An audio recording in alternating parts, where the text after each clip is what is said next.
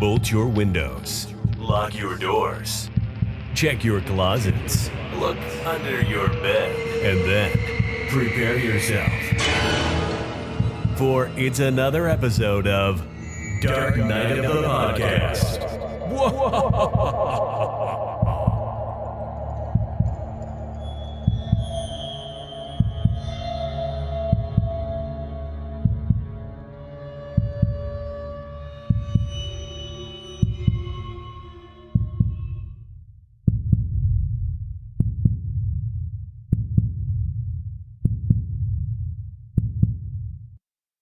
So, Roger, I am curious if you had any time to practice your Anna Faris voice anymore since we recorded last week. Let me give it a shot because it's something I've been doing to myself a lot after watching that movie. I've been finding myself talking to myself in the voice of Anna Faris. So let me just give it a go.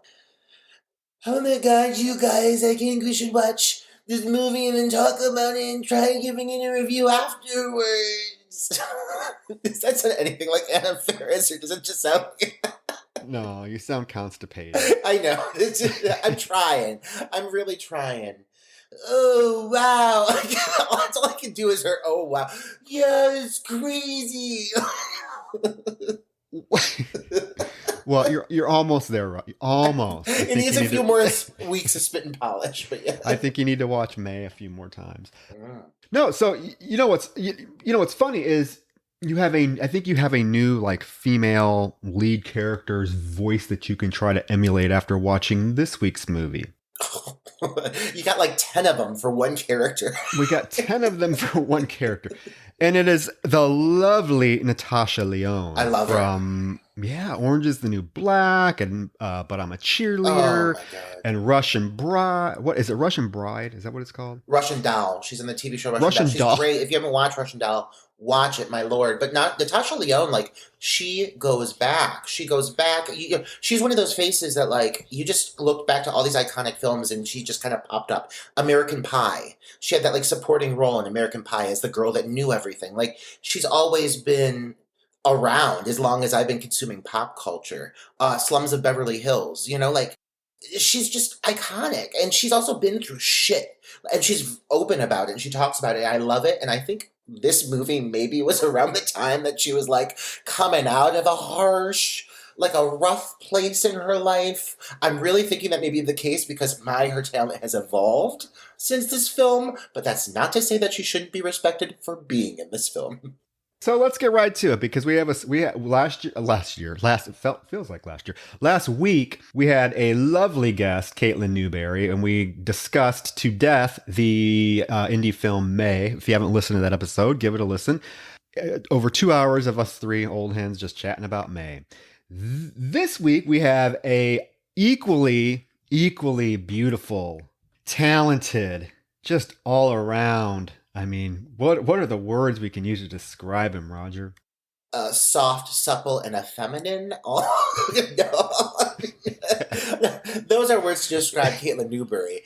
But our guest this week is somebody who is coming at this from a completely different angle. She was an actress, and this is someone who consumes the product. This is a horror fanatic.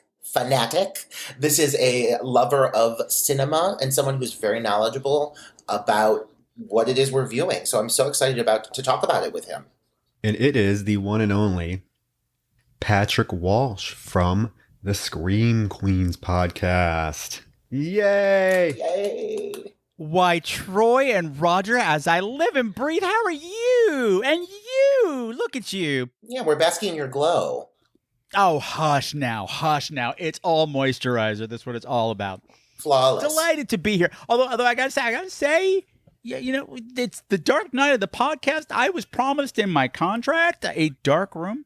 A dark room. Weren't we all? But you know what? Here we are. And I don't mean to develop photographs. I do not mean to develop photographs. I mean like an old school, like the Lure Eagle Spike kind of dark room. Unless that's after the show. Stick around. I mean, Maybe warm up that pussy, Roger. It's warm. It's lukewarm. But now correct me, because I'm not like sitting here with your like social media open. I'm going off of what I know of you, because we've done a few things on your channel before, and it's always been a great experience. And now we're so happy to have you over here. But you're in New York, correct? Are you in New York? Yeah, I'm right here in New York City. Fucking A. Yeah, that's what I thought. Because even though I know you're from New York, but this movie is set in San Francisco, and oh Lord, does it feel San Francisco? And it kept making me think for some reason you're from San Francisco, but you're not. You're from New York. I'm not. I'm from no. Technically, I'm from Long Island, which is even worse. You know, where on a clear day you can see the Butterfucos, and Amityville is right in your backyard and shit, and like Debbie Gibson is your best friend and everything. It's totally how I grew up. Ooh, Debbie Gibson follows me on Instagram. I went to my prom with Debbie Gibson. She was in my prom limo. That's how fucking old I am. Oh, jeez. Really? Was she really? Is that a true statement? That's a true statement. Oh my God! I'm so happy we have you on this episode. We'll tell stories after. We'll tell stories out of school, shall we? Because I got lots of them about Misty. Oh, girl. Oh, I can't wait. And so I was very happy when Troy approached me to come on the show, and that he let me. Actually, I was technically, no, that's a lie. I was pissed when he made me pick the movie. I'm like, I picked the movie every goddamn week on my own show. It's supposed to be guesting. It's supposed to be a vacation. But I said, you know what? For these two guys, I got the perfect film, because it's all about how making movies is murder. You couldn't have picked a better You could title. not have. And that is why I let you. You know, generally, and this is true, generally, me and Roger, even when we have guests on, we still pick the films. But I know that you have. You fucking dicks. I know. We're like, make him fucking do the extra work. I'm sending you a bill. Oh my goodness. He's charming. You'll love him. Oh, you're gonna love Bill. My first name's William, so it'll be kind of weird.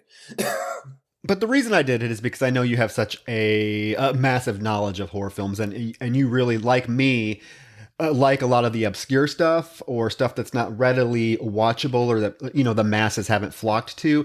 So if you like, look at my choices of films that we've done on Dark Knight of the podcast, I would say probably 90% of them Roger has not seen, which is a big shock. Well, she's only a soft 17-year-old she's girl. still finding her way in the Ample. world.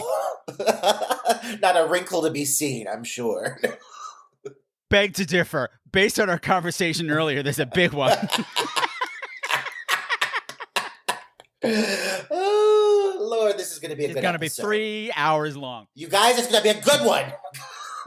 Continue, Troy. Go back, Troy. I didn't mean to step on you. That's why I let you pick the film. There you go. And it is a film from 2010. that unfortunately probably many of our listeners have not seen yet, because technically it's not available. Out of print criminally. It's out of print. Criminally. It is a little film called All About Evil, directed by Joshua Grinnell, better known as a.k.a. Peaches Christ. Peaches Christ, the one and only, with a cast that just blows my mind in terms of how this film never got picked up. Of course, we have Natasha Lyonne, but not only that, we have Mink Stoll. We have Elvira, Cassandra Peterson. Oh my God. Mind-blowing. The fact that she's in this, mind-blowing. We have baby Thomas Dekker. Come on. The fact that this film, even with having not been picked up or being out of print or what have you, the fact that I had never heard this title at all, after watching it, boggles my mind. I had never seen it. I never heard it. Honestly, for the first few minutes up until the credits, I kind of thought that this movie was shot in the 80s. I thought it was an older film I had just never seen before. And then the credits started rolling. One of the things I love about this movie is that it's like John Waters made a horror movie. Yes. It's got a major John Waters vibe running through it. Ugh. And one of the reasons I picked it, and I think it's fun and I did it unintentionally, and also the day that we're recording, today, when we're recording, is Monday, July 26th. And it turns out today, July 26th, is the 11th anniversary of me starting Scream Queens, the podcast where horror gets gay. And that's Scream Queens with a Z. Stop. There's several podcasts out there called Scream Queens. I'm the one that it's one word and it's a Z. They'll have links. But anyway, not the point right now. But this movie... No, it is the point. That's amazing. Congratulations. Thank you. Continue. But this movie... One of the original. This movie was... without this movie, there would be no podcast. Because it's a story. What? Oh my... Full circle. Here's the thing. Back in the day, back in the day when dinosaurs roamed the earth and computers were made out of wood and there was nobody but me and Harvey Fierstein and a brontosaurus even thinking about podcasting, I had the idea about doing a horror podcast, but from a gay perspective. And I shopped it around forever, and people looked at me like my head fell off. There was no queer horror. There was no through a gay lens or any of that. I mean, it might have been out there in the academic world, but in podcasting, no, nothing. So I talked about it for so long that my partner at the time just bought me a bunch of equipment. He was a tech nerd. Bought me all the equipment, set up everything, and was like, happy birthday. Here's your podcast. In other words, shut up and do it, because he was from the South. I put out one episode, and it sat there forever. It's just like, this is what I plan on doing, and this is going to be my show, and I hope you like it, and I hope you listen. Okay, bye. And then I didn't do anything for 6 weeks. And I happened to stumble across one of the fag rags. Sorry, the queer magazines that you pick up at bars, that this particular night, this All About Evil was coming, and somebody named Peaches Christ was coming in from San Francisco, and there was going to be a whole party beforehand, the Peaches Christ experience beforehand, and we're supposed to wear our horror couture to come. And I'm saying, this sounds like fun. And I went and I said, oh, there is an audience for this. They're all right here. And I went forward. This first show was about this movie, and it's all full circle. Full circle with you tonight. Full circle with the one. That's a song from 1984 that nobody remembers but me. Anyway, I'm back now. Hello, and that's my story. And a big gay circle that is. That's awesome. That's like what, I mean, I had no idea. I don't know if it was strategically planned that way. Troy, you handled setting this episode up. And I mean, it was just meant to be. I look for these moments in life, you know? It's like synchronicity. It's all fucking coming together. This was meant to be. It's the universe saying, get it, girl. Yeah, that's the universe saying this was meant to be. And what better way to celebrate your podcast, which has been around for longer than any I can think of. I mean, honestly, and when you had me on yours, honestly, that was a big aspect of introducing me to queer horror podcasts in general. So thank you for that. So I think it's worth celebrating that. That's great. Not to knock you fabulous queens, but the queer horror podcast, they're dime a dozen now. They're everywhere. Oh, yeah. Oh, we know it. Apparently I was the first. Not to toot my own horn, but apparently I was the first. Like I had a woman from Yale come and do her doctorate on me and the show. I was like, what? I would talk to her for like 6 weeks. It's crazy. It's crazy. But yeah, so there was none of this then. And this movie came out the same year. So we shared the same experience, except I've had a run and this movie's out of print. So I survived this movie. I outlived this film. Yeah. That is amazing it just happens to fall like this full circle. But yeah, and you are right. They are now gay horror podcasts are a dime a dozen. There are many of them out there for, listeners to choose from, which I guess is a good thing. Absolutely a good thing. Absolutely a good thing. Yeah. We are a year into this one, so we plan on sticking with it for the long haul. Some of them, come out and have a couple episodes. You don't hear from them again. Some of them are doing pretty damn well. You never know. And that's the one thing me and Roger talk about all the time is that we know that there are a plethora of gay-themed horror podcasts out there now. So the films that we pick, we always try to pick stuff that other podcasts have not covered or, haven't been covered to death.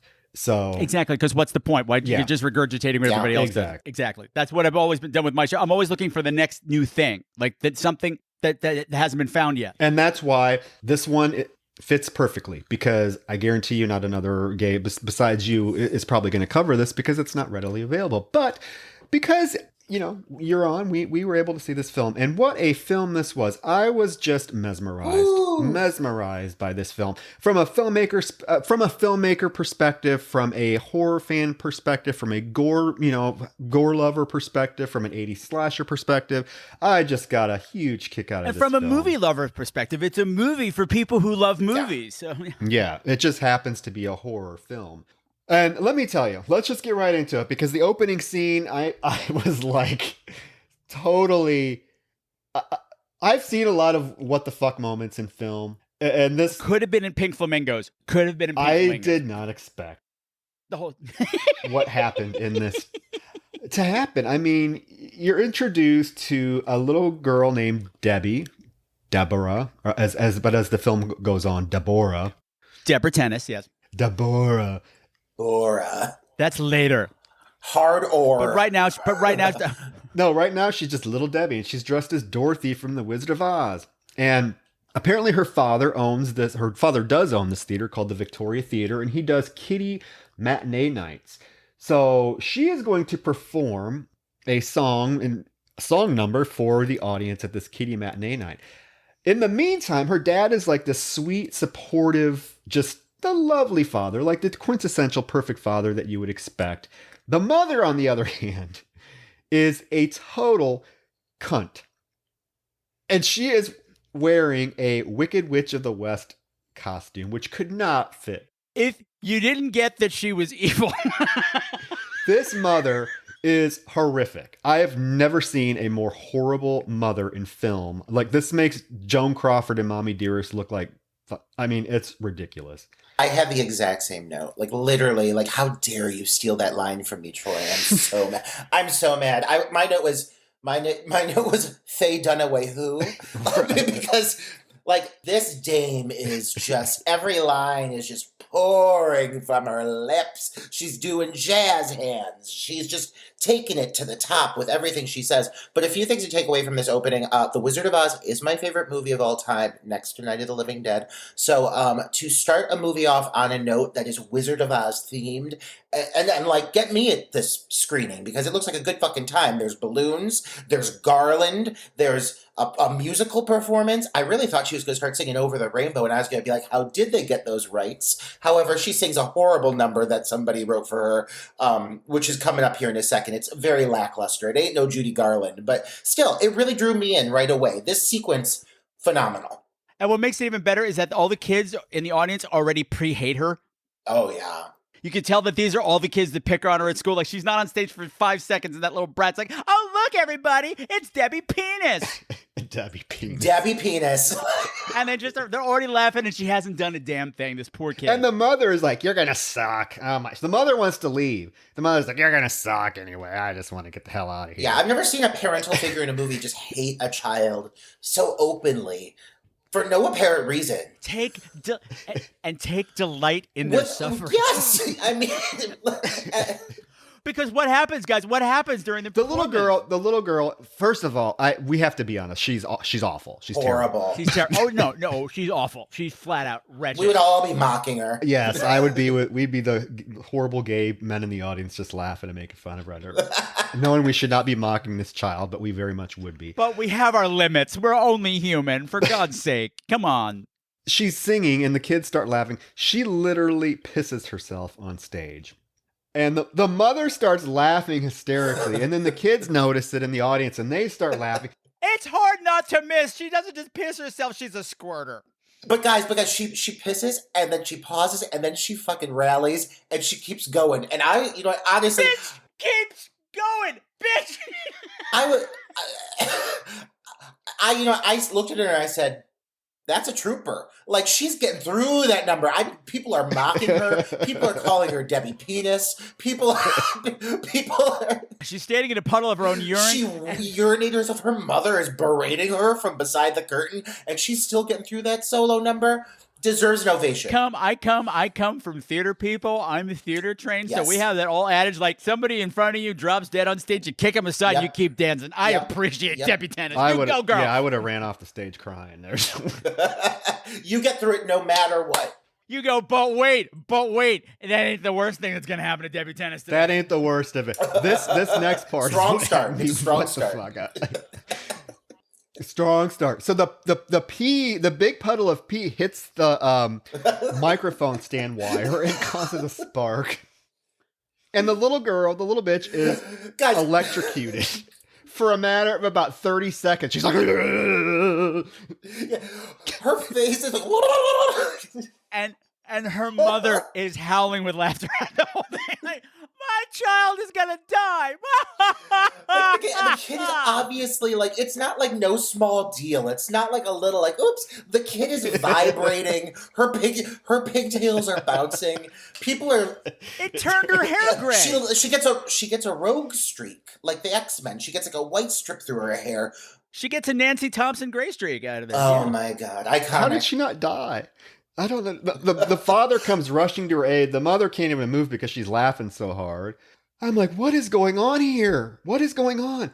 I don't know, because it's the title credits now. That it's the title credits. But you know what? This scene really had nothing to do with anything except just to show us how terrible the mother was. Oh, I beg to differ. This is the... Me too. Yeah. But does it? I mean, I was thinking about how it connected, but maybe we'll get there. I mean, obviously it fucked her up. It fucked me up. But it's all about, this movie's all about her. It's all about her relationship with her. Ultimately, it's all about her relationship with her daddy. This is the only time we get to see daddy. And you get to see what she's been through and how she got there and what the theater means to them and things like that, because it's what the whole movie hinges on. You really need this kid scene. And plus, it's fucking hilarious. It great. Is hilarious. Yeah. It's great. Well, and I also think that this sequence, like, for me, after viewing the movie in its entire form, I mean, there is definitely, there's a few characters within this universe that we're going to be introduced to that are not like the rest of the characters. You know, for the most part, a lot of the things going on in this world are kind of realistic. And then you have some people who just operate completely differently. And I think the sequence that we see, this whole electrocution and the severity of it, very much plays into the fact that she's fucked up. I mean, her brain, I think, is fried. And I think she processes things very differently from the average person. So I think it's very intentional that this opening is so shocking. Yeah. No, I just meant that. I guess I kind of meant that they don't really explore it like blatantly in the film later on. It's not really never brought up again. But I do understand. Like she obviously it affected her mind. It would affect anybody's mind. I love the opening credits, the title cards. I love that so much. Gorgeous opening credits. It's like that. It's like the cast name. The cast names are over like different horror, like classic horror film posters. It's really all public domain horror but movie it looks posters. beautiful. It looks beautiful. It's gorgeous. And I know, and the score is great. The score is great. Roger's a big fan of like stylized opening credit sequence because you did the same thing with your film Rebirth. So when I was watching this, I'm like, oh my god, Roger is gonna love these opening credits. Like I said, my two favorite movies, Wizard of Oz, Night of the Living Dead, instantly within the first 5 minutes of the movie, you have a reference to both. I was like, buckle me the fuck in. I'm ready to go. Great opening credits. And really sets you up for the kind of tone that we're getting into. Like, this movie is a horror movie, but it is a fun horror movie. It is a popcorn horror movie. It's got a lot of personality, just like these credits. And it really, right off the bat, you kind of know you're getting into something weird and different and unique. And it's great. And also, what I love too, it also sets up the fact that this movie was made by people who love horror movies. Mm-hmm. Oh, absolutely. You can totally It tell. shows. Yeah. That this is a passion project and not just something slapped together. No, there's a lot of craftsmanship and just a lot of, you can tell, care put into this, the construction of this film, everything, set pieces, everything is just beautifully done. After the credit sequence, now we get introduced to Deb, who is older, and this is Natasha Lyonne. And she is a librarian, which I related to. This film's got a little bit for each one of us. Perfectly crafted just for us to view it. I love this scene, too, because we also meet her friend at the library, her boss, I suppose, who's played by Mink Stoll, who was in, I think, every John Waters movie except one. And I love this whole conversation. She's playing a normal in this, but all of her dialogue still comes out like a John Waters film. She's got a line in there. She's like, because she's telling Deb, you really should let the theater go. It's just, you run these horror movies and nobody ever comes and the movies are gross, and do your father a favor. The father's passed away and has left the theater to her and her mother. And she's like, listen, Deb, I understand. I'm a woman alone, no kids, no husband, just me and the cats. And it just segued into my head with, I'm a divorced woman. Please help me, from Serial Mom. So it's it's got, this whole movie's got a John Waters vibe. Even the names sound like a John Waters movie. So yeah, Natasha Lyonne's character is like, I'm not giving up this the theater. The show must go on. And I gotta say, the show must go on, which is the moral of this movie. She starts crying. I find it interesting that we did May last week. We did May last week, and I find that this particular character it kind of has a strong connection to the May character. They're both, kind of like lonely females who actually have traumatic pasts. And obviously it wasn't purposely done, right? But I did see connections between like May, the character of May, and then this character. I see it, yeah. Yeah, and like, I have to say, I love Natasha Lyonne. I love her to death. I do have to say that I find her performance in this film, at least the first part of the film, to be very uneven. And I don't know if it's coming from the fact that watching May last week and seeing kind of a very similar traumatized, isolated character with Angela Bettis just went into that role and just inhabited it. And there was never anything felt like phony that she delivered any of her lines or anything like that. I feel like this part of the film, this opening scene with Natasha Lyonne, is pretty actually cringeworthy, the way she delivers the dialogue. However, she gets better. She gets better. By the end of the film, when she gets into her stride and she's taken on these different personalities, she is much better. I agree. I'm going to call you on this one. I'm going to call style on this one. Because everything involving her and everything that happens at the theater and everybody who's connected to the theater, everything there has this heightened reality to it. Everybody's almost a caricature of a person when they're there that gets bigger and bigger as the movie goes on. So I'm going to say, like, every time we're with her, we're working in the real world almost. It's like we're in movie world. Like, this is a movie we're watching. Whereas every time we're with Thomas Dekker and his friends and at the school, very grounded in reality, very, very real. So it's just like a split thing that we're having. Like, why I keep saying John Waters is that the dialogue all has this John Waters rhythm to it, and it's very deliberate. The lines are delivered in a John Waters way. Like, John Waters gives line readings, so that lines come out the certain way, the way he wants them. And all of her dialogue is delivered like that. So I'm going to say it's a style choice. Don't you attack this movie. I will kill you. Yeah, but I don't necessarily like that style. I have the same note as Troy. At first, I honestly thought I'm going to be honest, based off this first scene here, modern day, I thought I was going to hate this movie. And I really did. I was like, oh God, she's giving me the probably the worst performance I feel I've seen from Natasha Lyonne. And luckily it evolves into something. Honey, she's just warming up. She's just warming up. She's just warming up. She is. And after you see it as a full entity, it makes a lot more sense. Thought out concept. Yeah. But to start, it was rough. But it was nice to see her. I love her, and I know this was a time period where she was kind of clinging to some of these indies and really reestablishing her career. And I was open-minded, so I was ready to move forward. But this whole scene, as it progresses, even everything with the mother, big choices across the board. Again, heightened. Mm-hmm. Yeah, and it's even reflected in the dialogue. We'll come into the scene, but like that the dialogue, I've actually found that adding Roger Connors, the name Roger Connors, to the beginning of any line that the mother says makes it so much better. Roger Connors, you're just a plain girl living in the land of the bland. That's how I want to be referenced from now on. Nobody talks like this. People don't talk like this, but it's happening at the theater. So that's what. Yeah. So she tells Evelyn, you know what, Nobody cares. People are like, get to the part where they kill people. Yeah. But she tells Evelyn, you know what, whatever, I don't care what you say. The show's going to go on and I'm going to make my father proud. The next scene, she's at the theater and we are introduced to Mr. Twiggs. I've never seen an older man. How old is he supposed to be? Well, he died at 90, but he died in 2019.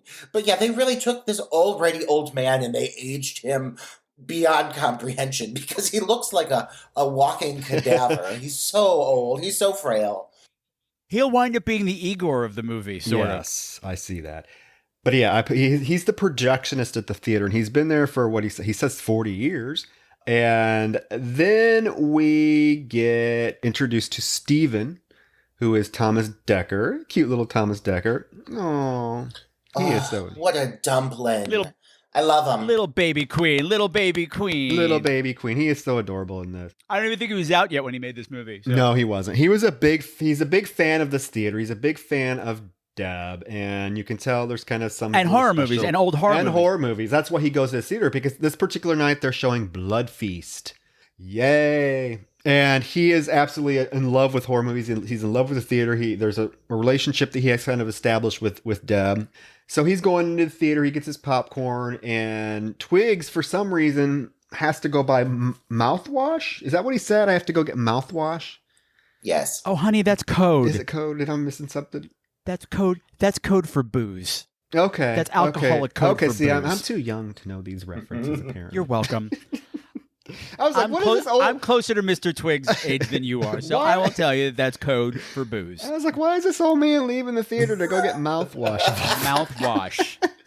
like 5 minutes before the movie starts. And she's like, just be back before the movie starts. He's like, I will. No one will, apparently.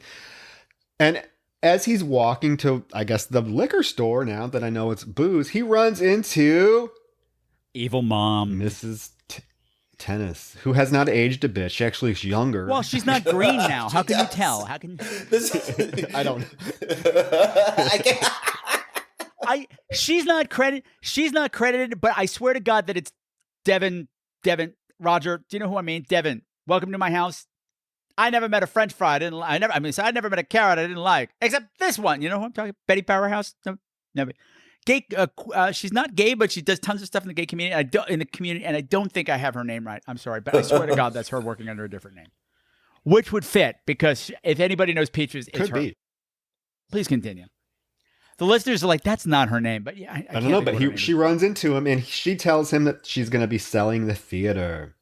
And he is begging her not to do it. And she's like, oh, to Bed Bath and Beyond. She's getting those BB and B bucks. She's so mean to him. She's like, oh, you she's mean to everybody. That's her thing.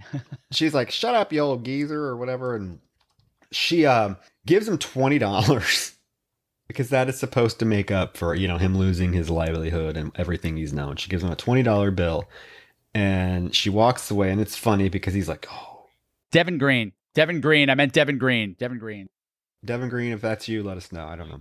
All you queens can calm down now. All right. And she's like, she walks when he's like, bitch. It's funny seeing an old man calling this lady a bitch. I don't know. I got a kick out of it. She is. He's bitch. Not wrong. No, she is. Then she gets to the theater and she goes into the theater and sees Deb and says, hi, mother. Deb says, hi, mother. And she's like, don't call me that anymore. You are just an awful... Your father's dead. Don't call me that anymore. She is an awful woman. Horrible woman. Horrible. Unrepentantly. I love her. She's great. And she wants Deb to sign the papers to sell the theater. She's like, we're selling this. It's half mine, half yours. And Deb does not want to. And this is her whole thing about, and then she just starts berating Deb and calling her like what you said earlier, what you called Roger. You have no talent and you have no looks. You're just a plain girl living in the world of the bland, Deborah. You lack any real star quality. You lack star quality. with the fucking jazz hands. Well, you can't. Everybody says star quality in this movie with jazz hands. Every time it comes up, they give jazz hands. It's a thing. It's a running thing. As well you should. First, Deb says she's not going to sign the paper. And what does the mother do? The mother grabs her daughter and forces her hand against a popcorn maker and proceeds to burn her, which I didn't know was an option in a conversation like this. But, I mean, the mother technically provokes what's about to happen. She does. She does. She does. She burns her daughter. She holds her hand against this hot popcorn machine. She's like, are you going to sign it now? It's like sizzling. She's screaming.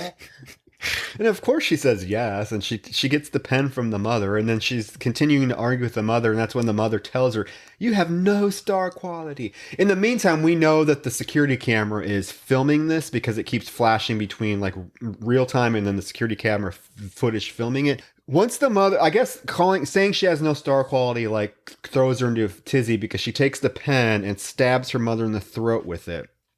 That's the one thing her father always said she had. Star quality, yep. I see it in you, Deb. You've got star quality. You take that away from Deb, she's got nothing. And she stabs the fuck out of her mom with a pen. She stabs the fuck out of her mom with a pen. And there is a reference to Psycho. I love its dialogue right from Psycho where she's like... Psycho, Friday the 13th, and like 2 other movies. She starts spouting movie dialogue. Yeah, it's so Kill him, Mommy! Kill him! Yeah! And she's like, oh my God, Mother, blood! Blood! And she's wiping it all over her face. She's having an orgasm while she's wiping... Blood, Mother, blood! And then she's like, ha ha, the wicked witch is dead. But... then she realizes the audience in the theater is getting restless because the movie was supposed to... Start the movie! The movie was supposed to start. The movie. So they're on there. So she runs up to the projection room because Twigs hasn't got back yet. And she does not know how to start the would this happen? I don't know. She doesn't know how to start the projection machine. So she just starts hitting all these... This would never happen, but welcome to the Victoria Theater where it's opera all the time. If you don't like heightened as a term, let's say everything happening at the Victoria Theater is opera. It's like a telenovela, the scenarios that occur. Because the security camera footage apparently records and then is able to be broadcast to the theater, because as she's hitting all of these buttons, instead of projecting Blood Feast, she projects the murder of her mother. And the audience loves it. The audience is going wild for it. Fucking Steven has a big old shit grin on his face. The audience is just loving it. They're clapping. And she is watching through the projection glass. And now she realizes, and she's just beaming now. She's like, oh, she's smiling. In the meantime, Mr. Twiggs has come back and found the dead body. And he goes into the theater and sees what happened. And he's like, oh yeah, atta girl. Yeah, he's far too quick to be okay. He is with totally okay. Opera. He's been planning murder in that green bitch for years. Oh, he's excited. He even helps her hide the body. And as he said, and it's like I said, all these characters at the theater that we'll meet and that we've met they're defined with like one property, and they usually say it out loud. And I wrote it down. I caught it this time. But this is something I just noticed this time through my 9 millionth time through the movie. He's like, before he leaves to go get mouthwash, he's like, just remember, Deborah, I'm Mr. Twig. I'm always here to help, no matter what. Yeah. And he does. He helps her hide the body. They take the body up to the attic of the theater because he thinks that it won't smell. The theater won't smell if the body's in the attic, because the scent will go up instead of going down. In the meantime, he also goes and tells the audience that now the Victoria Theater is actually producing their own short horror films. In an effort to save the theater, yeah. And the audience just loves it. They can't wait for the next one. I've come across people that have shown this. Like, I don't get how Deb changes so quick. I'm sorry, Deborah to Deborah. How she changes so quickly, particularly in the scene. I'm like, if you track it at all, you can see once we see what we're talking about, that it's all about star quality. It's all about her father. Her father always said she was going to be a star, and like what Troy was saying, she sees herself on the big screen for the first time, and something changes. She's not the terrified victim anymore. All of a sudden, she's like, oh, look at me. I can be a star. Yeah. I'm on the big screen. And then when she goes out to the lobby in that big coat to cover up her bloody dress, Thomas Dekker comes out and starts giving her compliments. She's getting positive reinforcement for the first time in her life. And that's a madman is born, a mad woman is born. He is encouraging her. He's like, you got to keep making these movies. It was so great. And he's like, you're a great actress and the film was great. Just keep doing it. Not knowing that he just encouraged her to become a mass murderer. Yeah. What are the odds? So yeah, they hide the body in the attic. And now we do get introduced to Steven's mother, because it does intercut between Steven's kind of home life, school life, which I'm sorry, I could do without that stuff, and the actual stuff at the theater. I get that, but you need the reality. You do need the reality. And I'm sorry, I gotta say, since we're introducing Steven's mother, Cassandra Peterson walks away with this movie. I have never seen her this good, never seen her this real or so grounded. Yeah, I didn't know she could actually. I mean, I shouldn't say that, but I've never. Yeah, you're right. I've never seen her deliver a performance like this. When I saw this in the theaters, because I did get to see this in the theaters, I all of a sudden, about halfway through the movie, I said, "Oh God, I like her too much. They're going to kill this wonderful woman."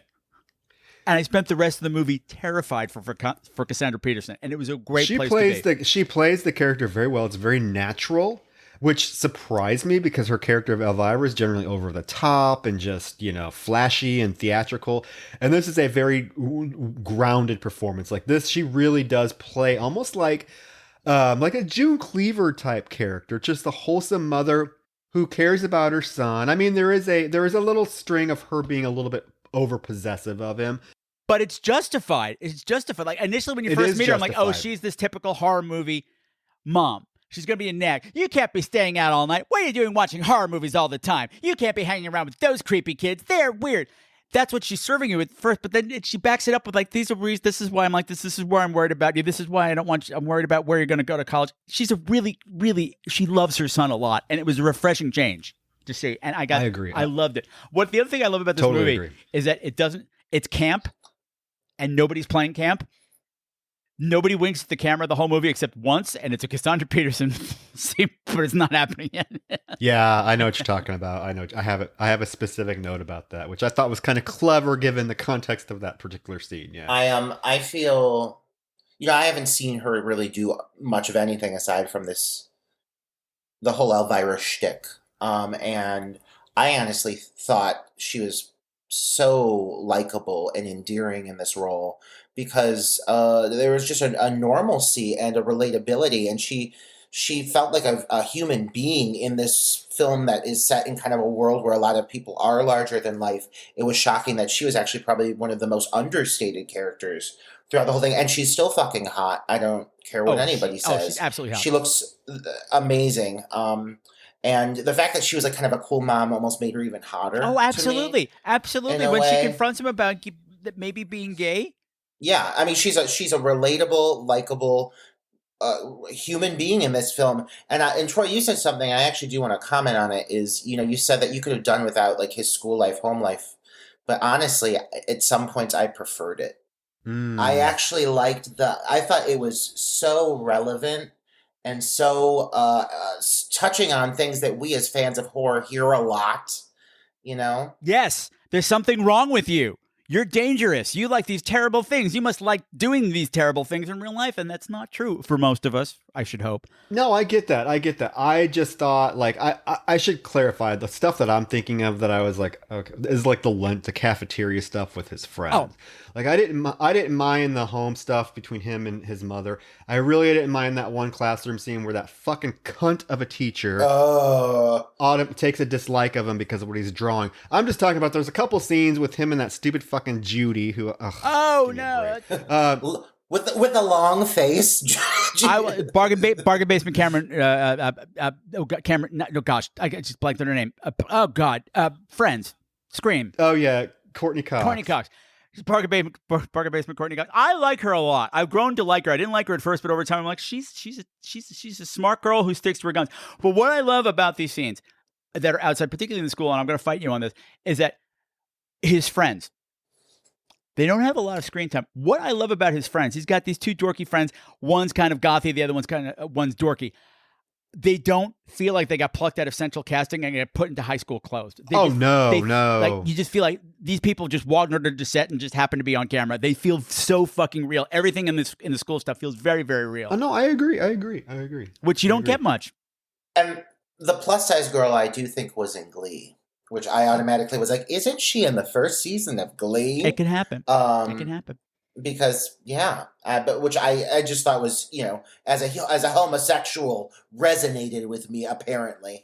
But yeah, no, I hear you on that, and I do like that these smaller characters that you get sprinkled throughout the movie kind of all come together as the movie culminates. Like you do see all these kids, that kind of come and go, and even like kind of there's these two girls who are kind of like bullies. Like you'll kind of see they're like the popular girls. Claire and her posse. They're awful. Yeah, and they all come back for a grand finale. You see everybody. So I will say that I liked how it all tied together. And since this is a gay podcast, right? It is gay. We're gay. Yeah, gay podcast. What I love is that Thomas Dekker is hanging out with Judy, but they're not boyfriend-girlfriend. They're not boyfriend-girlfriend, no. They're not boyfriend-girlfriend. There's no love interest there. And that's why Cassandra Peterson is curious. She's like, is Judy your girlfriend? What is she? Is there anything that you want to tell me? You can tell me anything. And that she's totally cool with it for some, because hello, you're living in San Francisco for starters. But yeah, I just love that they didn't force a love story on Thomas Dekker. I agree on that. It is a love story of a friend kind. He does say that he is attracted to older women at one point. Yeah, but and his sexuality isn't even an issue. Like he never answers the question, and he's attracted to Deb or whatever. But whatever. He's 17. But I just thought it was an interesting thing that they introduced and then didn't resolve, which makes me happy. They didn't give him a sexuality by the end of it. Yeah, it is interesting. So back at the theater. So now after the whole encounter when we meet his mother, that cuts to another theater night. And this is when we do get introduced to Peaches Christ. She has a Peaches Christ is also in the movie. Prominent presence in the film.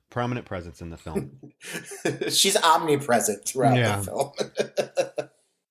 Lurking lurking inconspicuously in her gigantic wig. Because she wants to know where the ladies' room is. So after they shuffle her off to the ladies' room, this woman, who her name's Veronica, apparently, comes to the counter and orders a small diet soda from Deb. And she is like, oh, I love your movies, Deb. I love them so much. Like, I saw your last one like 3 times. And for some reason, because she does it before really like, I was a little confused by this, but I get it. I kind of get what they're going. She pours like drugs into this girl's soda. She's giving it to her. And I was like, that's a little premature. But because she's like, after she pours the stuff into her soda, she does say, oh, you're new in town, aren't you? So I'm assuming she thought that this girl was a pretty good target because she was new in town. She wouldn't have a lot of friends. There wouldn't be a lot of people looking for her. The girl also said she'd been there a few times, so I think she'd already been targeted. She targeted her real quick. I think she had already been targeted. She'd been watching her for a while. But here's the thing with this movie as well, that since it was made by Peaches Christ and was really only intended for a specific audience, and also there's a lot of in-jokes for Peaches fans. Okay. This is one of them. When Veronica is at the counter, she's like, I love your movie so much. I saw whatever the name of that, whatever she called the first movie. I saw it 3 different times. What can I say? I guess I'm just a gore girl. And that's when Natasha Lyonne's face changes. Like I said, when I went to see this thing in the theaters, there was the Peaches Christ experience beforehand, which involved Peaches Christ coming out and performing with Natasha Lyonne and Ming Stone. And one of the things she did was her signature song. Her signature song is, I'm a whore for the gore. I'm a gore girl. Okay, well, see, I didn't know that. See, you're bringing insight. Yeah, she stole Peaches' line, and also I know that she mentioned that she was going to have spaghetti with her mom, and I know that Peaches Christ's favorite line of all John Waters is, "I'm sorry, Don, we seldom eat any kind of noodle." So she had to die because she was annoying. She kept coming to the movie. She stole Peaches' line, and she likes pasta. Cat has to die now. Off with her tits. Off with her titties. Yeah, because as she's walking away, she's like, oh, you had spaghetti? Did you have Alfredo sauce? Or did you have... And she's like, oh my God, I'm mad. You ate that without me. And then it cuts to basically her alone in the theater. Like, everyone's left, the movie's over, and she's been drugged, so she's passed out. She gets up to try to leave the theater, and she realizes she's locked in.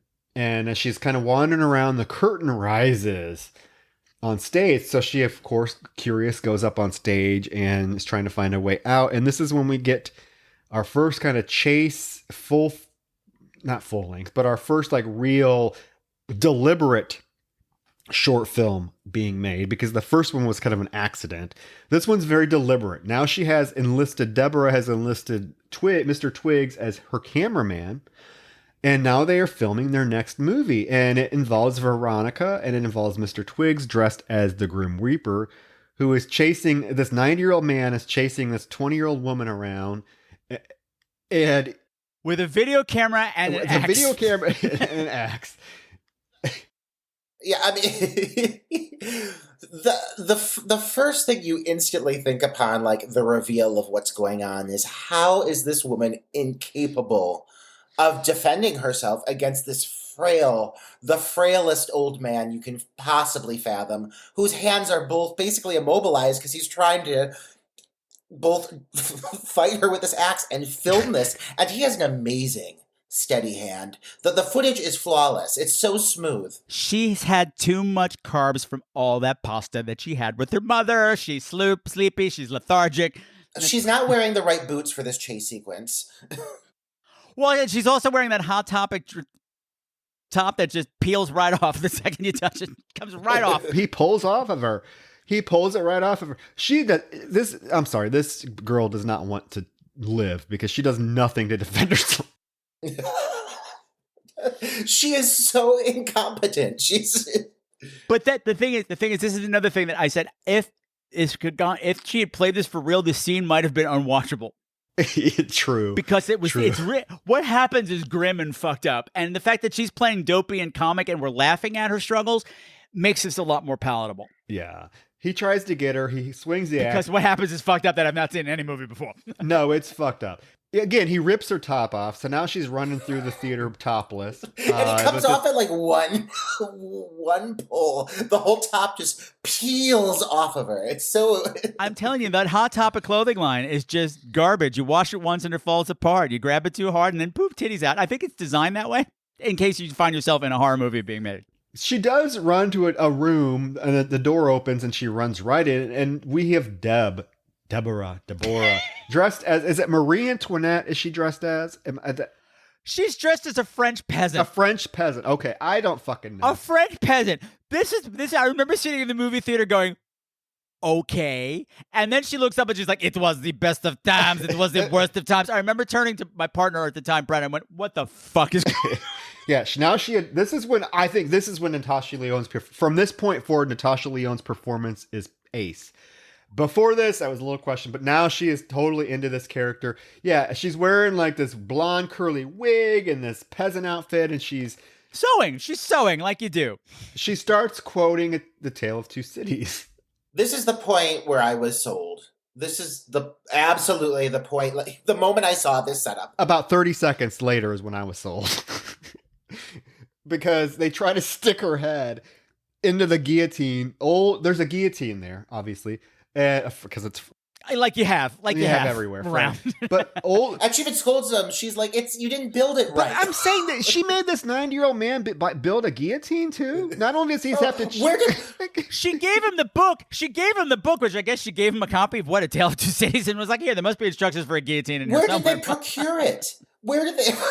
Well, I don't understand. They built it. My God. They built it. Oh, they said you built it wrong, you idiot. Well, either way, these two are fucking bumbling, and the fact that this girl is just sitting there screaming and crying while they argue.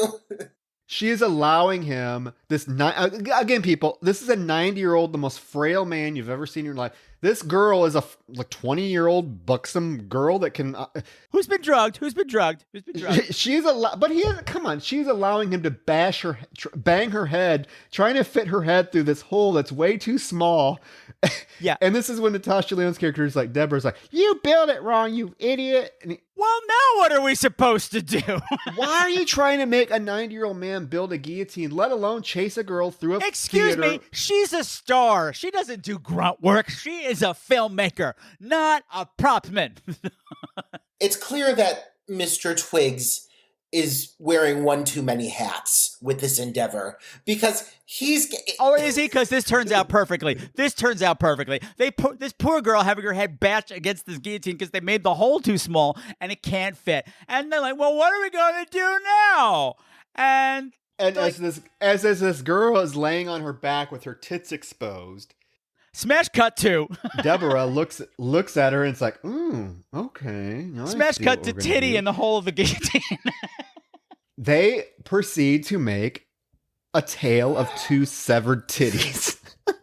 Because one is never enough. The fact that they announce it, one of the things that is shocking from the start. I lost it. It's shocking from the start how open they are about the fact that they're killing people. Like, they are not only making these films, they're announcing them like, hear ye, hear ye. We're about to come see this movie that we made.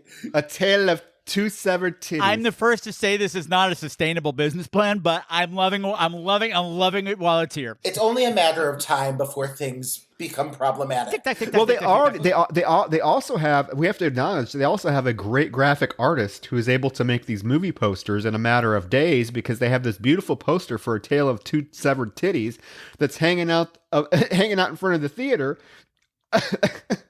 You know that Mr. Twiggs is also in the back room painting those with the few minutes he has on his lunch break. The thing that we haven't mentioned about what the signature thing about these short films that they're making is not only are they short horror films, they're actually etiquette tips. Yes.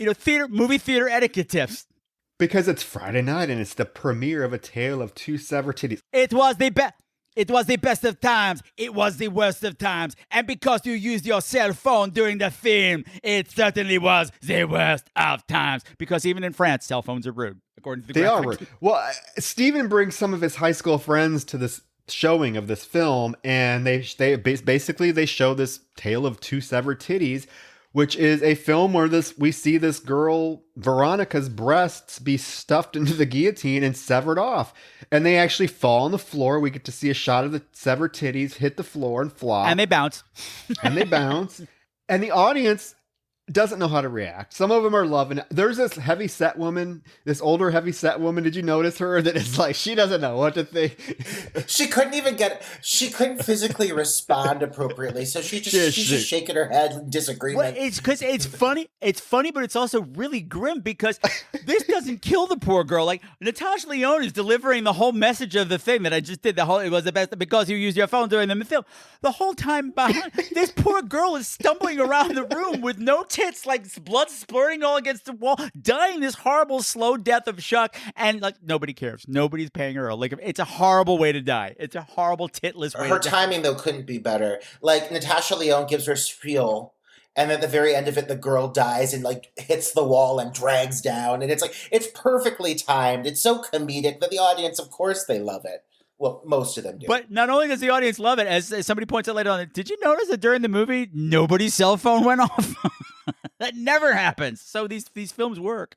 Take a note from that, Alamo Drafthouse. Yeah. This whole twist with them making this a creative endeavor is exactly what I needed to get me through the rest of the film. From this point forward, I'm fucking sold. Not only is she making snuff porn, basically. Snuff porn. She's severing breasts. Like, you call it what you want. You could say it's art. It's snuff porn. But she's also scripting it. Sold. She's costuming it. Sold. Like, it goes above and beyond my expectations. And it's tips on how to be polite. All of them are. Which I think is fantastic. Well, the next day we get a scene with Steven at school with fucking Judy. The longest face I've ever seen on camera. And she is just complaining. She's like, oh, that film was awful. What did you drag me to? That was horrible. You're a misogynist for liking that. I can't, but I'm like, shut the fuck up, Judy. I already hate you. Just shut up. Oh my God. The girl that's playing Judy is giving it her all. And I'm not saying that in a necessarily complimentary way. She's one of those actors who has to have like a quirky little mannerism for anything, whether it be a thought, or it be a line, or it be a shrug, or it be a wink. Like, she's always got to take it like one step further because she's quirky.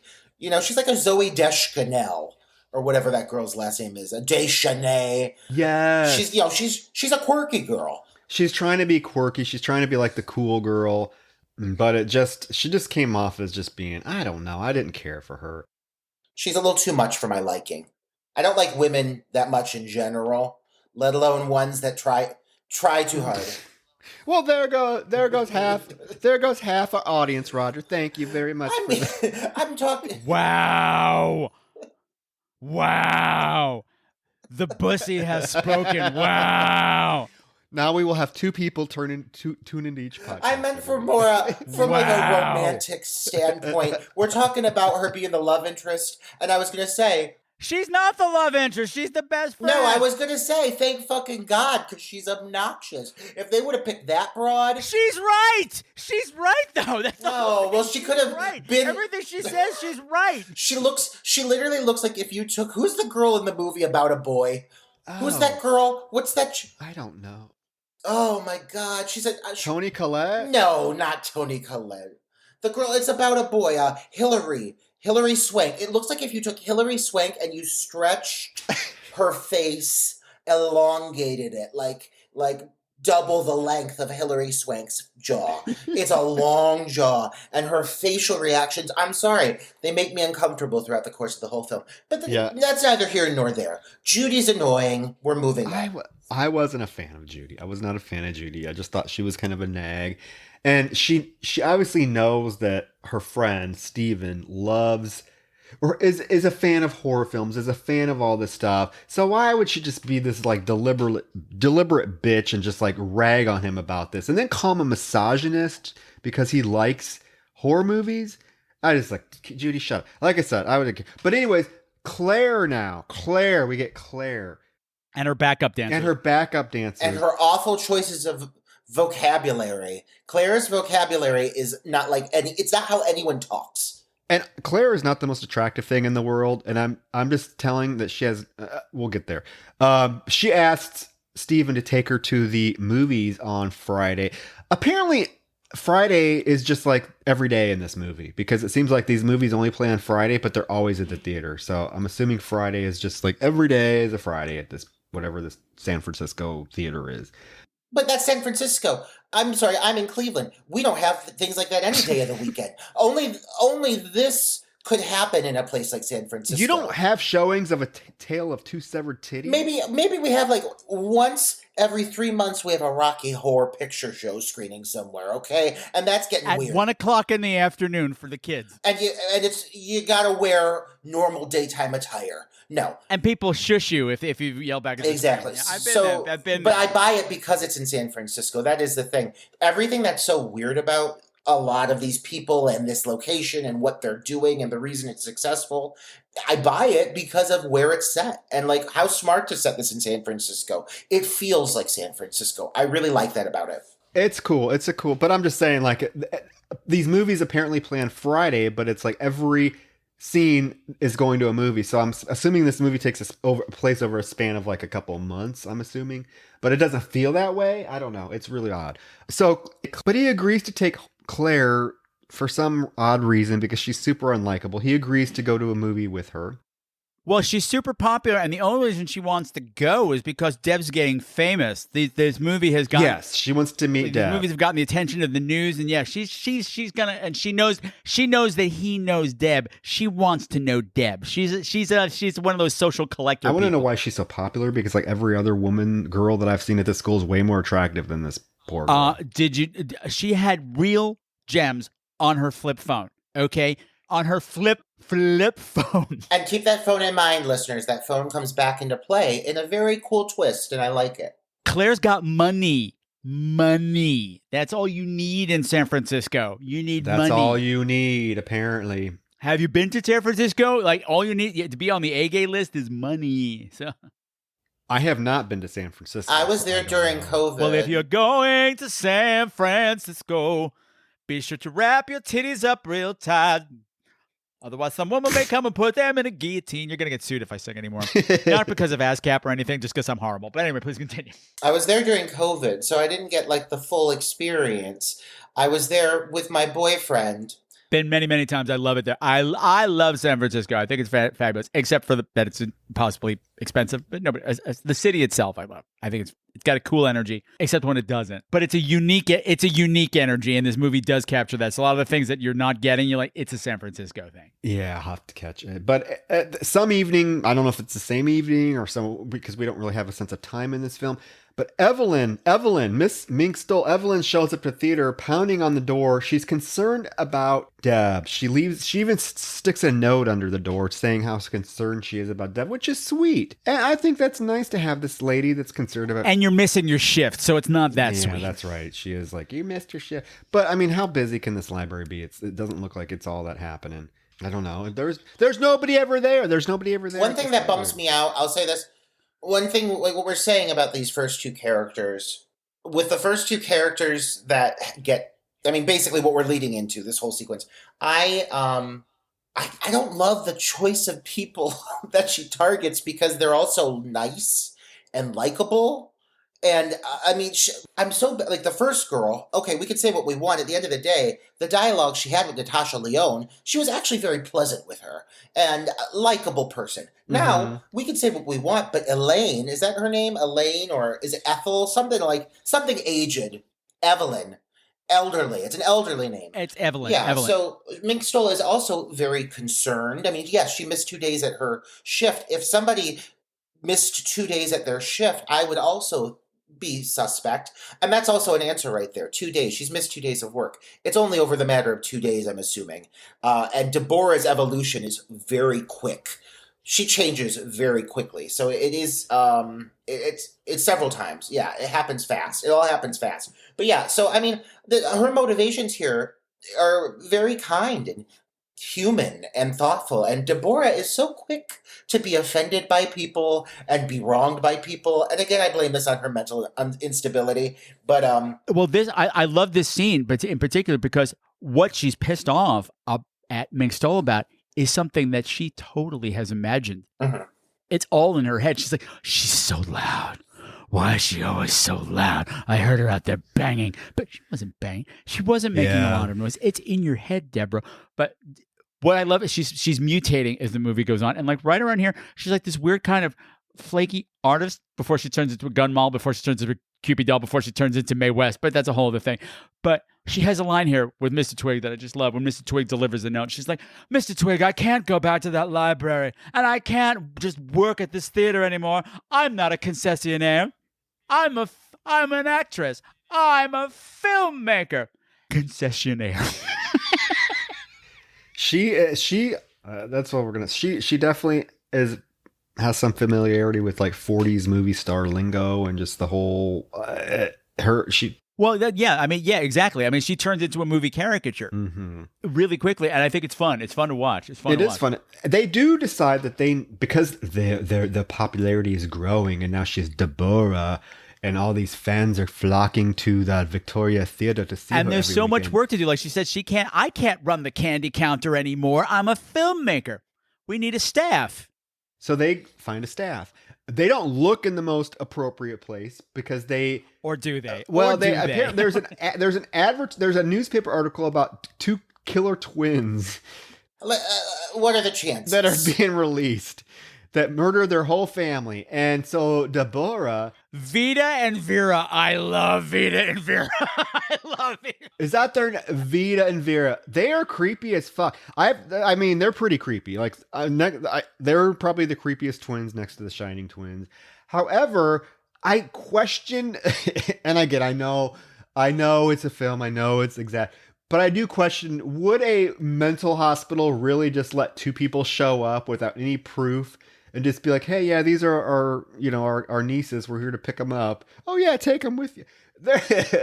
Yeah, earlier you said there was no element of camp, but I beg to differ with a few of these moments. And right here, this whole thing where they go to the asylum and and the woman is like, I want to tell you right now that just because we're releasing them doesn't mean that they are cured. Let us be clear. They are still potentially very dangerous. And they're like, oh no, we want them. And then the next time you see them, these twins could not have been designed to be they're Wednesday Addams times 2 on crack. Foreboding. They have like black and white, like literally, like they look grayscale in a colorful world. Yes, they do. They look preserved in the 1920s. Like they both have very harsh bangs and black lips. It's very exaggerated, but it works. It works for the whole shtick of it. Okay, Roger, actually what I said was that the movie is camp. No one's playing camp. Like they might look camp, but yeah, and I have my friend Christiani who specializes in camp. He said that's the secret to camp. You can't let your actors know, or have your actors let the camera know that they're in a comedy. Yeah, everybody's playing life and death, and it's still coming out funny, which I think is great. Please continue because we have one other character to add, and he's very important to me. I just find it funny, but they allow the two twins to go home with Deborah and Mr. Twig. So now they have apparently they have two more helpers now that are going to help them. They do get another one here real quick that I think Patrick's referring to. However, before that, we do get the scene with Stephen in class with the teacher, and they're talking about The Catcher in the Rye. And she sees him drawing and not paying attention, so she deliberately asks him a question about Holden Caulfield's motivation in the novel. And as he's answering, she walks over to his desk and sees that he's drawing. He's basically drawing the guillotine scene from The Tale of Two Titties. And the teacher freaks out. And she's like, you gotta see me out. This teacher is a fucking bitch. Did this happen to either one of you ever? Me in second grade, I had a teacher in second grade. Happened to me all the time. So this was totally ringing the bell. I'm like, ding, ding, ding, ding, ding, ding. I was always in the damn principal's office for whatever book I had brought or magazine or some horror thing. I went to private Catholic school. Me too, honey. Me too, honey. God, Sister Ruth Ann confiscated so much of my shit. Please continue, Roger. It absolutely resonated, and I think that's one of the reasons I say that like these sequences stand out to me because they are played drier. It's in some ways it's two separate stories that are going on, but in almost two separate worlds, and in her mindset in her mentality, and then in the real world. And what's going on in the real world? Yeah, there's the theater and then everybody else. Yeah. What's the dialogue in this sequence, I think, is handled really well. I mean, the teacher's a cunt, but God, she plays it well. And this whole with drawn on eyebrows. Never trust anybody with drawn on eyebrows. This whole exchange that the two of them have, and his act. I'm looking at you, Troy. Troy's eyebrows are totally drawn on. His acting is really top notch throughout this whole movie. To be honest, I think he's such a likable male lead. Oh, everybody's on their A game, and he's wonderful in this. Very, very charming. but this whole moment between the two of them, I was just like, wow, like this is touching on things I think a lot of younger horror fans or people who have been invested since youth are really we're gonna feel this, and it did hit for me, this whole exchange, because it is pretty common for them to think that just because we like this genre. I mean, still to this day, I have people like, why do you watch that? Why is your podcast about Are you horror? a serial killer? Yeah, yes, I'm a serial People, killer. they need to go fuck themselves. All the time. And okay, yeah, when because like before up until I started the podcast, I didn't know any other gay people who liked horror movies, so I would actually hide my collection like it was porn. So yeah, I totally get that. Now it's all out there for everybody to see. I'm like, look at it.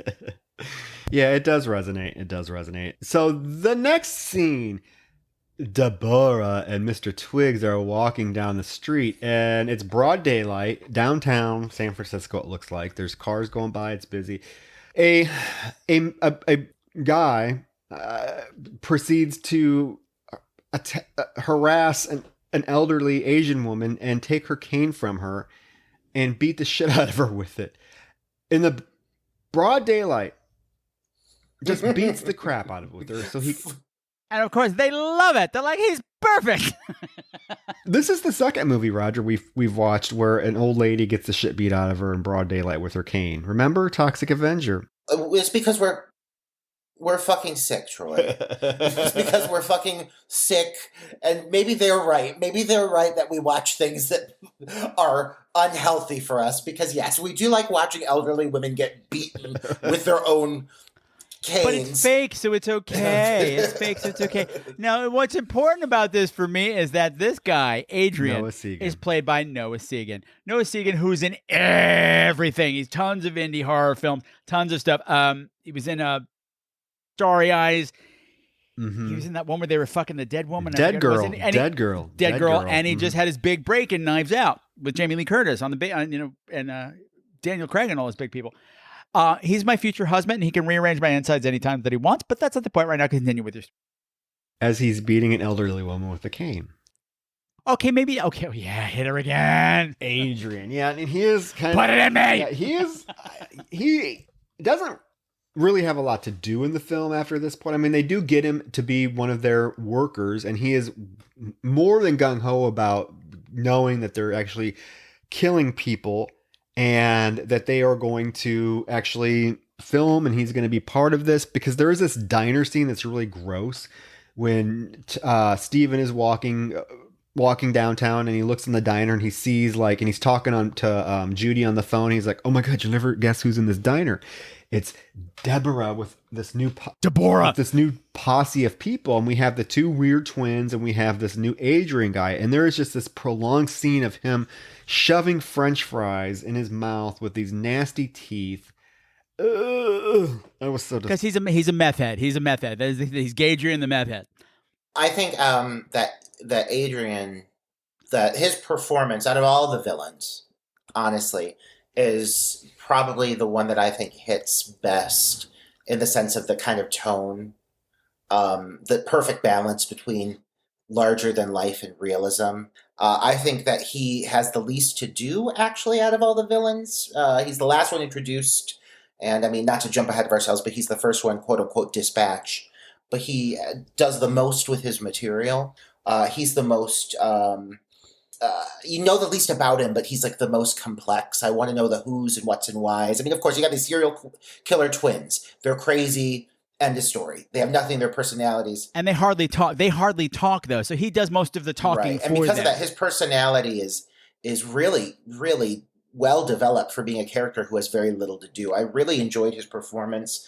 I would have liked to have known more. Troy, focused on the shoving French fries in the mouth. I love everything else about this scene because it's a company meeting. It's a staff meeting for a bunch of murderers to be. How they're going to collect. And what I love is Deborah's like giving the whole pitch for the company. And there's this, somebody sauteing something on the grill behind her. So there's this big fire on the grill. Flame. And it keeps growing behind her. And it keeps growing behind her as she's giving the delivery for the company. I'm going, this is a deal with the devil happening right here. And I love it. And this is also the point in the movie where it turns. Up until this point, I'm on Deborah's side. I'm enjoying Deborah. After this, I'm like, you're fucked up and dangerous. And I'm scared of you now. Like I hope you lose. Like she changes after this. Like she becomes cruel to everybody. She's become her voice at least has become Betty Davis from Jezebel. She is now just inhabiting this. She wears that red dress to the Magnolia Ball. She is totally in this persona that's nothing like who she was at the beginning of the film, and she even tells them, "I'm in charge. I'm an artist." Well, yes. And it becomes very clear. It becomes very clear that she, I mean, if she wanted to be discreet about this, she's running with the wrong. She might not have had her staff meeting for murderers in a diner. Right. So she doesn't give two fucks about this. She's delusional about what she's doing and her purpose and why she's here and why she's creating her quote unquote art. And this army, this mini army that she's created behind her, it's only, like we said before, it's only a matter of time before shit hits the fan. But in her mind, she can't see it. She's not even aware of it, which really makes her this. She's above it all. She much like so many people in Hollywood, they think they're above it all. We're above the law. We can get away with anything. Given recent years, yeah. But then what I love it, like we cut from this to this great shot of the newly formed group, this new business stomping down the foggy street, ready to go out in their first kill. And I'm like, oh fuck, we're gonna have a party. The party's about to start. And they go to the library. When you're gonna have a party, where do you go? The library, bitch. Yeah, do it, decimal motherfucker. Because Evelyn is working, and Evelyn is closing up the library. And she shuts off all the lights, and she's like, "Good night, books." And then all of a sudden you hear "shh," which is kind of creepy. Like, oh yeah, I would not want to hear that in a dark library in the middle of the night. I would not want to hear someone shh me. And there is she turns back. She turns the lights, or she turns around, and they're all standing there, and she can't recognize Deborah because Deborah has a blonde wig on now because she's some other. And the lights are out. The lights are out there. She's all. There is a kind of a cool chase scene here. I do like this scene a lot. I think it's very well done. I think it's pretty suspenseful. It's scary. It's very distressing because this woman technically has done nothing to deserve what she's about to get. Well, and one thing I really enjoy is for the first kill and the second is the buildup. Like you go into this knowing who the aggressors are going to be. Right from the start. So that suspense, like a lot of times in movies like this where I know who the killer is, there's an element of suspense that's removed. But since they kind of craft these storylines that are unfolding for them, it adds a whole other layer to it that really actually does make it, like you said, it is actually scary. And both sequences, they give it time to kind of cat and mouse them and let it breathe before they go in for the attack. And I really like that. Both the first kill and the second, it takes some time for the individuals to kind of fall into the trap before...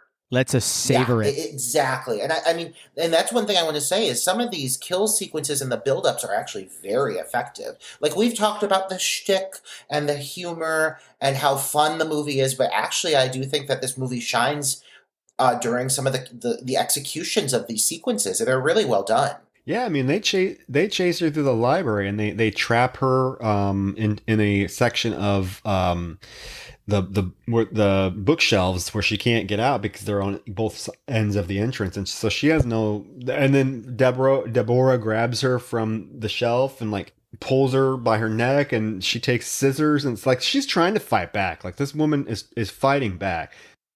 Yeah, she stabs Deb. She stabs Deborah. She stabs her in the arm with the scissors, and then she actually like kicks a bunch of books off the bookshelf so that she could crawl through and get to the next aisle of books.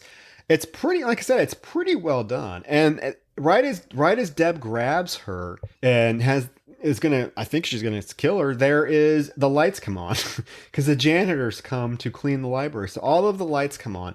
And this scene it's really sad because Evelyn recognizes her and she's like, Deborah? And it's kind of like, oh, this is somebody that cared about you, that really, truly cared about you. Not anymore. Deborah's gone. I'm Deborah now. Yeah, I mean, sorry. And I'm kind of wondering, I don't know. I mean, I guess you mentioned it earlier where she's just delusional, but I'm just like, why would you go after this particular character? But I mean, at this point, she's lost all sense of reality. And I mean...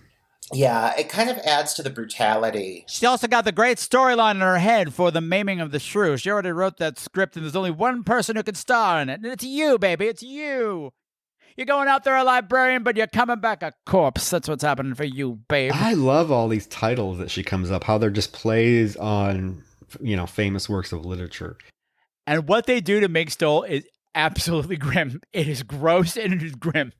It cuts from that particular scene to then Stephen in his bedroom talking to, again, Judy on the phone. And this is when the mom comes in. And apparently Stephen's been grounded because the cunt teacher called to tell his mother that he was drawing these horrific images and that he's trouble. We are very concerned about your son. Fuck off. Yes, and the mother, of course, grounds him, but she comes in really to apologize and tell him that she's overreacted. And this is that whole point where she's like, because Claire calls, and he's like, oh, yeah, Claire, I'll be there. Yeah, tomorrow we'll stroll on. And the mother's like, is Claire your girlfriend? He's like, no. And this is when she does kind of insinuate, are you gay? And he's like, I'm not gay, mother. And she's like, well, there's nothing wrong with that if you are. So what's going on? He's like, I think I'm in love with an older woman. And she's like, how much older? And this is the flash to, you see his Elvira poster on the wall. The awkward look that she gives, like, Yeah, her giving side eye to herself on the wall. There's the only wink. It's the only wink to the camera in the whole film, but I'll allow it because it's a great one. And so she's like, okay. And then it cuts back to now they have Evelyn tied in a chair and she's screaming. So what does Deb do as Mr. Twiggs is filming? It's pretty disgusting looking. She sews her mouth shut with a needle. It's a great effect. It looks great. I don't agree. The whole build up to it, I loved it. But the actual penetration of the lips, I was like, oh my God, that's one of the more awkward looking effects I have seen in a long time. Now, luckily, the rest of the sequence is so well executed, I don't care. And it almost added to the hokiness of everything, the whole like larger than life, they're filming a movie. But the lip shot, they looked like they were not attached to her face. But that was just me. That's you. Everyone I've shown the film, that's the film. This is the point where people, if they're going to walk out, this is where they walk out. And now they have to premiere The Maiming of the Shrew. So apparently it's another Friday because now Stephen... Well, what else are you going to premiere movie, Troy? It's Friday. I don't know, but it seems like every day in this film's a Friday. Stephen is in line with Claire. And as they get up to the entrance, she has her, there's, what is his name? Peter Gorge from... Patrick Bristow from Ellen and from Showgirls. Is that who it is? I thought he looked... Thrust it. I thought he looked familiar. I'm like, this guy, I know. But he's in this film as a reporter from some morning show. Yeah, Peter Gorge. Yeah, I want an interview. So he interviews Stephen. And of course, Stephen is gushing all over how great Deborah is and how her films are great because they're so realistic. And like she's doing stuff that other filmmakers just aren't doing. And the acting is realistic and the effects are realistic and it's grim.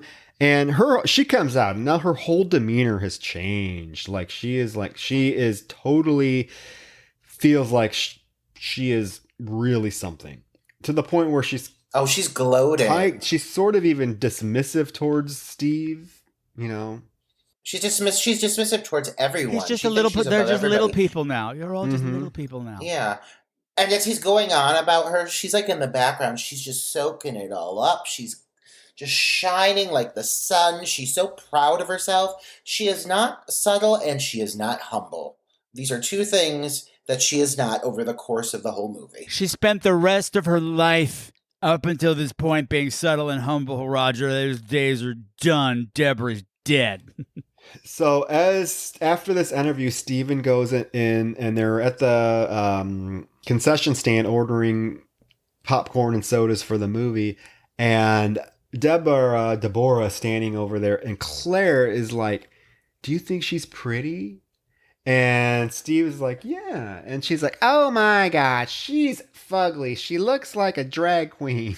And this, while she's bitching, the two identical twins are standing in usherette costumes, identical usherette costumes. And it's just like, it's definitely one of those larger than life, like winks, like they're so over the top compared to the rest of these very average, everyday people. But they are not pleased when they hear this. First of all, she has no business saying anybody's ugly. Oh, and also she says she looks like a drag queen, talking about Deborah. Who's behind Claire online? There's Peaches Christ and her. Peaches Christ. Again, someone who disgraces Peaches winds up dead in a movie. Yeah, but I'm like, girl, you have no business telling anybody's ugly because you aren't the prettiest thing out there either. So, yeah.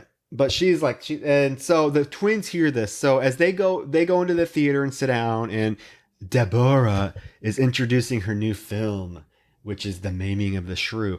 And I want to know, these films are about 30 seconds long, right? So they're certainly making a big ordeal about these films, and they're like short as fuck. They're buying large popcorns, large sodas for a film that's going to be over in 45 seconds. I don't know. But is it before a movie? Yeah. But then there's a movie afterwards. They get the movie after. It's before a movie. I don't know. Is it before? Oh, okay. I thought this whole thing was okay. I didn't see anything else. They always says like whenever they're going in, it's like it's Insect Week with Maiming of the Shrew. Oh, I didn't see that. See, I knew that the first one was supposed to be Blood Feast, right?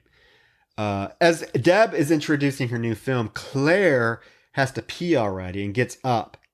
And in the middle of Deborah's speech, unforgivable. And she gives, unforgivable. Yeah, she notices. So she goes in the bathroom, and right away the twins put a do not disturb out of order sign on the bathroom door. And she starts the film. And as the film's playing, they go into the whole posse go into the bathroom when Claire is on the toilet peeing and talking on her jewel-studded cell phone. And Deborah rips the door open and is like, oh, what does she say? Because what is this one called? What is this movie supposed to be? She has like a Cockney accent. She like comes at her and she's like, you're calling me a whore. Like, it's the Scarlet Leper.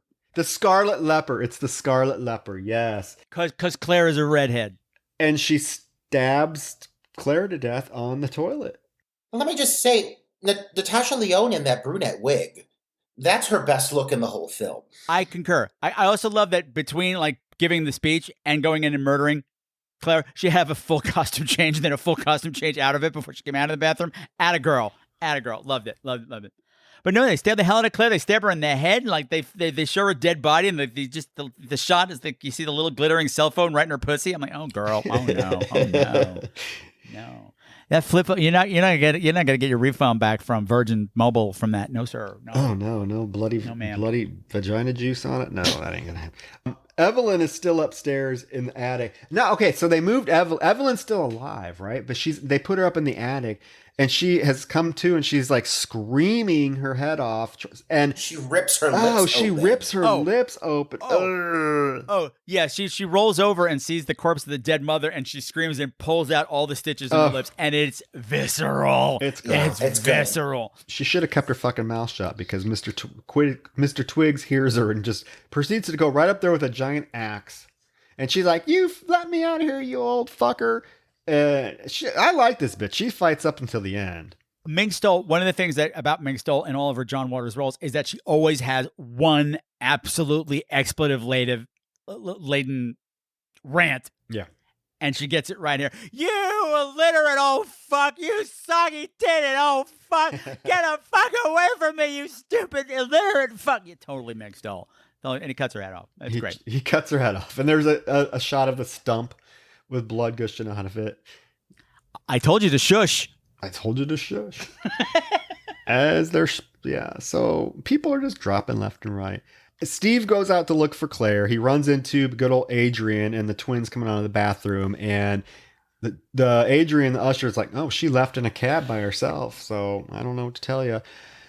And at the same time, as you said, Natasha, Deborah comes out of the bathroom. Why he didn't question why all these people were in the bathroom at one time, I don't know. But he doesn't, because all he's... Girls. Because but the guy was in there. And it's Adrian. It's different. Is he gay in this? Apparently, because he just... they call him Gadrian. Yes. They call him Gadrian. He's in drag at one point. I was like, that's an inspired costume change, Adrian. I'm here for it, because I did not realize that was him when I first saw him in drag. I'm like, I didn't realize until the end when he's like chasing people around with a knife. No, when Stephen is looking for Claire, he comes up to Adrian. He's like, have you seen my friend Claire? And he goes, oh, you mean the girl in the sassy pink juicy? If you didn't know if he was gay then, now you know he's gay. But Deborah comes out and he's like, I just love what you're doing. He's still fawning all over her. And he's like, he asks for a job.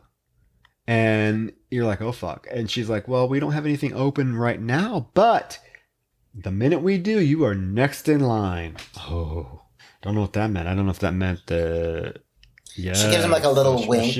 Was she gonna bring him in as a killer, or was she thinking that he was going to be like their next victim? I don't know. I got that too. It depends what the scene calls for, because it's all about the film. It's all about the film.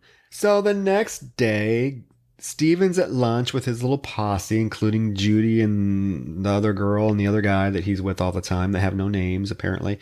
And the two girls... Jean. Do they have names? They do. It's Jean. Yeah, they sure do. It is. Were they ever said in the movie? Yes, Jean and Lolita. Jean and Lolita. Lolita. Lolita? That works for me. That's a name that gets you on Glee. Yeah, absolutely. I played Lolita. Not that Lolita, another Lolita. The two remaining girls of Claire's posse show up, and they're like, where's Claire at? She was last seen with you Friday night. You're the last one to see her. And Steven's like, well, no, actually, the usher's the last one to see her. And she's like, oh, yeah, right. Claire knows ushers. And then she's like, such a bitch. She's like, why do you have to be so fucking weird? I love this whole thing. Yeah, I love this whole thing because, I mean, I'm in a different age group than y'all. And I can tell you, as a podcaster, dealing with guests, how many times my guests of a certain age group use the term weird. It's something of the younger kids. They love the term weird. And they totally planned this thing because those two girls, like, I don't know what's happened to Claire. She just disappeared. It's so weird. Totally weird. So weird. Weird. Like, how many conversations I had to edit? Weird's out of. Anyway, nobody cares. And this is tell us more, Troy. Because this is a random scene that I thought was kind of out of place. Maybe you guys will agree, because the next scene is Twigs and Mr. Twigs. I'm just calling him Twigs. In my notes say Twigs, but it's Mr. Twigs with Deb they're watching a cut of apparently Claire's death, which is going to be the Scarlet Leper, and she's like, all of a sudden she's like, what would I ever do without my Twigs? And they start making out. They're they're tonguing each other. He's feeling her up. I'm like, what the fuck is going on? Yes. That's a total femme fatale 1940s move. That's what she's doing. This is how we keep all the players in play, give them what they want, just a little taste of what they want without giving them what they want. But obviously she doesn't have to do that with him. He is blindly devoted to her. I like to think that it's just another like strange side plot that just didn't get explored that much, but we're supposed to just understand that above everything else, they're also in love. Like, I really want that to be the case. I really like to think that they also are madly in love, and we just have to accept that for being one more absurd plot twist, and we don't need it to be addressed again. We know it to be true. We don't need to be addressed again, and it's just, this was the one time it was going to happen. This is the one time the love was going to reach its pinnacle, except fucking Judy showed up for that interview. God damn it, Judy. Oh. We forgot to mention. We find out Judy has landed herself an interview with Deborah by calling the theater and pretending to be saying she's a journalist, but not really telling Deborah that she's a journalist for the local high school newspaper. So yes, Judy shows up and knocks and disrupts this apparent what was going to be a lovemaking session between Deborah and a 90-year-old man. And when the knock happens, don't you judge them. Don't you judge them. Love is love. Love is love, Troy. Love is love. As the old man in the room, I say love is love. Love is love. But the knock happens, and he's like pissed. He's like, "Ugh." I'm shocked it even fucking works at that point. That poor old man. That's what I was gonna say. I was like, Mr. Twigs, you can't get too upset. It don't have to work. He's still got a tongue and he's still got a twig. But I do want to acknowledge that Long-Faced Judy, the title of her article she's working on is Self-Hating Women, which, you know what? I'm sorry. Fuck that article. You are like the epitome of everything I don't want in a female lead. And I honestly, after I heard that title, I was like, I hope she fucking dies immediately and horribly. But things take a turn. That's what I'm saying is this Judy character for being such good friends with Steven, she certainly isn't very supportive or on par with what he likes. And it's like she made a mockery of this interview. You're right, because she's like, oh, I didn't tell him that it's called Self-Hating Women. And I'm wondering, where is she getting the fact that Deborah hates herself? Because she made a film where she cuts girls' tits off, so you automatically hate women. But at the same time, I really like Steven's comeback to her is like, hey, we don't have very many horror female directors, and to have one that's actually making a mark in our town, that's something that we should be proud of. But Judy's stupid ass still has to go to this interview and try to provoke Deborah by writing an article that's really about how much she is like you said, a self-hating woman. Judy completely deserves what happens to her, and honestly deserves more based off the title of that article alone. But I digress. Back at school, before we see Judy actually try to do the interview, there is a scene back at school where Steven is in the principal's office being grilled by the admin, that horrible teacher, and Claire's parents. Oh my God, Claire's mother is going for a Best Supporting Actress nomination with her 2 or 3 lines, one of which is, "What did you do with her?" Well, look, Roger, the reason that they weren't around when Claire disappeared was because they were touring in a production of Grease. He was Kanicki, she was Brit, or did I misunderstand this? Oh, they were in Greece, the country Greece. Never mind, I misunderstood the subtext. But this teacher, God, this teacher sucks. She's just provoking him. She is just provoking. Oh, he did something to her. What did you do to her? I can think of few characters I've seen in a film that I have verbally out loud desired to be killed on camera over the course of a film. And every time this broad sachets onto camera, I'm just like, oh, Lord, let her have the most excruciating death. I don't know about you, Roger. It's because I superimposed some teacher from my past on top of her who put me through the same bullshit. She's a cunt. At the theater now, Judy is there to interview Deborah, and she's in her office, and while she's waiting for Deborah, she actually sees, why would they have it sitting out? It's sitting out right on the desk. No, not Troy. These guys are bumbling.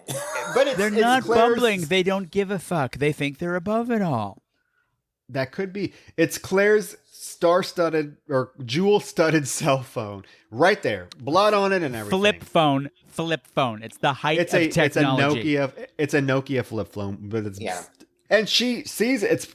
It's covered in blood. She actually takes it. Like, you not think they're going to notice that this cell phone that was there a second ago is not there anymore? She responds though, like, I mean, Judy annoys me, but this whole sequence, what occurs, what unfolds in her response to it, I actually very much enjoy. And for me, my response, if I saw something like that, and I'd probably do the same fucking thing. I'd probably be like, I have to have proof. I got to get out and I got to tell somebody. I'm going to grab the phone. Like, you know, I get her rationale, and she responds very much as I think a teenager would, you know? Ding, ding, ding, ding, ding, ding. She's a kid. She's a kid in an impossible situation. And I also love that she stuck it in her bra because she had no boobs. I was very happy with that. All of a sudden, she had one big boob and one not big boob, and I said, you go, Judy. Get out that door right now. once Deborah comes in, she's like, I'm not feeling well. We got to do this interview I'm sick. another time. I'm sick. I got to go. And Deborah's like, I'm a very busy woman. What are you doing? You're wasting my time. And she gets up and she's like running down the stairs, and they all corner her. And what's this gay Adrian comes down the stairs and she's like, don't let her leave. She has the cell phone. No, I don't. No, I don't. Well, he calls it and it rings in her titty. Which leads to an amazing audio transition of a scream going into the most cavernous echo I've ever heard. It's so over the top. It's so dramatic. Opera at the theater. Only opera at the theater. So now we get the scene where Deborah is being interviewed by Peter on the Morning Fog show. It's called The Morning Fog. That's the name of the TV show. And she's totally into this Betty Davis, Mae West character. And he's trying to ask her like serious questions, and she's just like lights up a cigarette, is being dismissive, and just acting like she's like God's gift to filmmakers. Real Odd needs no introduction. Roll the film. Now they're going to show The Slasher in the Rye, which is her latest film. And he's like, would you like to say an introduction to this film? Would you like to? She's like, yeah, great art speaks for itself. And before they start rolling, she's getting her makeup done, and Adrian like comes in a flurry and kicks the makeup artist out and then demands to start doing it himself. And then the camera starts rolling. And they're like, you have to get off. We're on now. And he turns to the reporter and he's like, fuck you, troll. It's so out of nowhere. And I love it. I love Adrian's little sassy one-liners. They're really good. I also love here that this is where like Deb has completely gone bonkers, and it's visible. Oh, yeah. Because like the makeup that he's given her these Cupid doll lips that she has for the rest of the movie that are totally ridiculous. And she's got this enormous pink ribbon.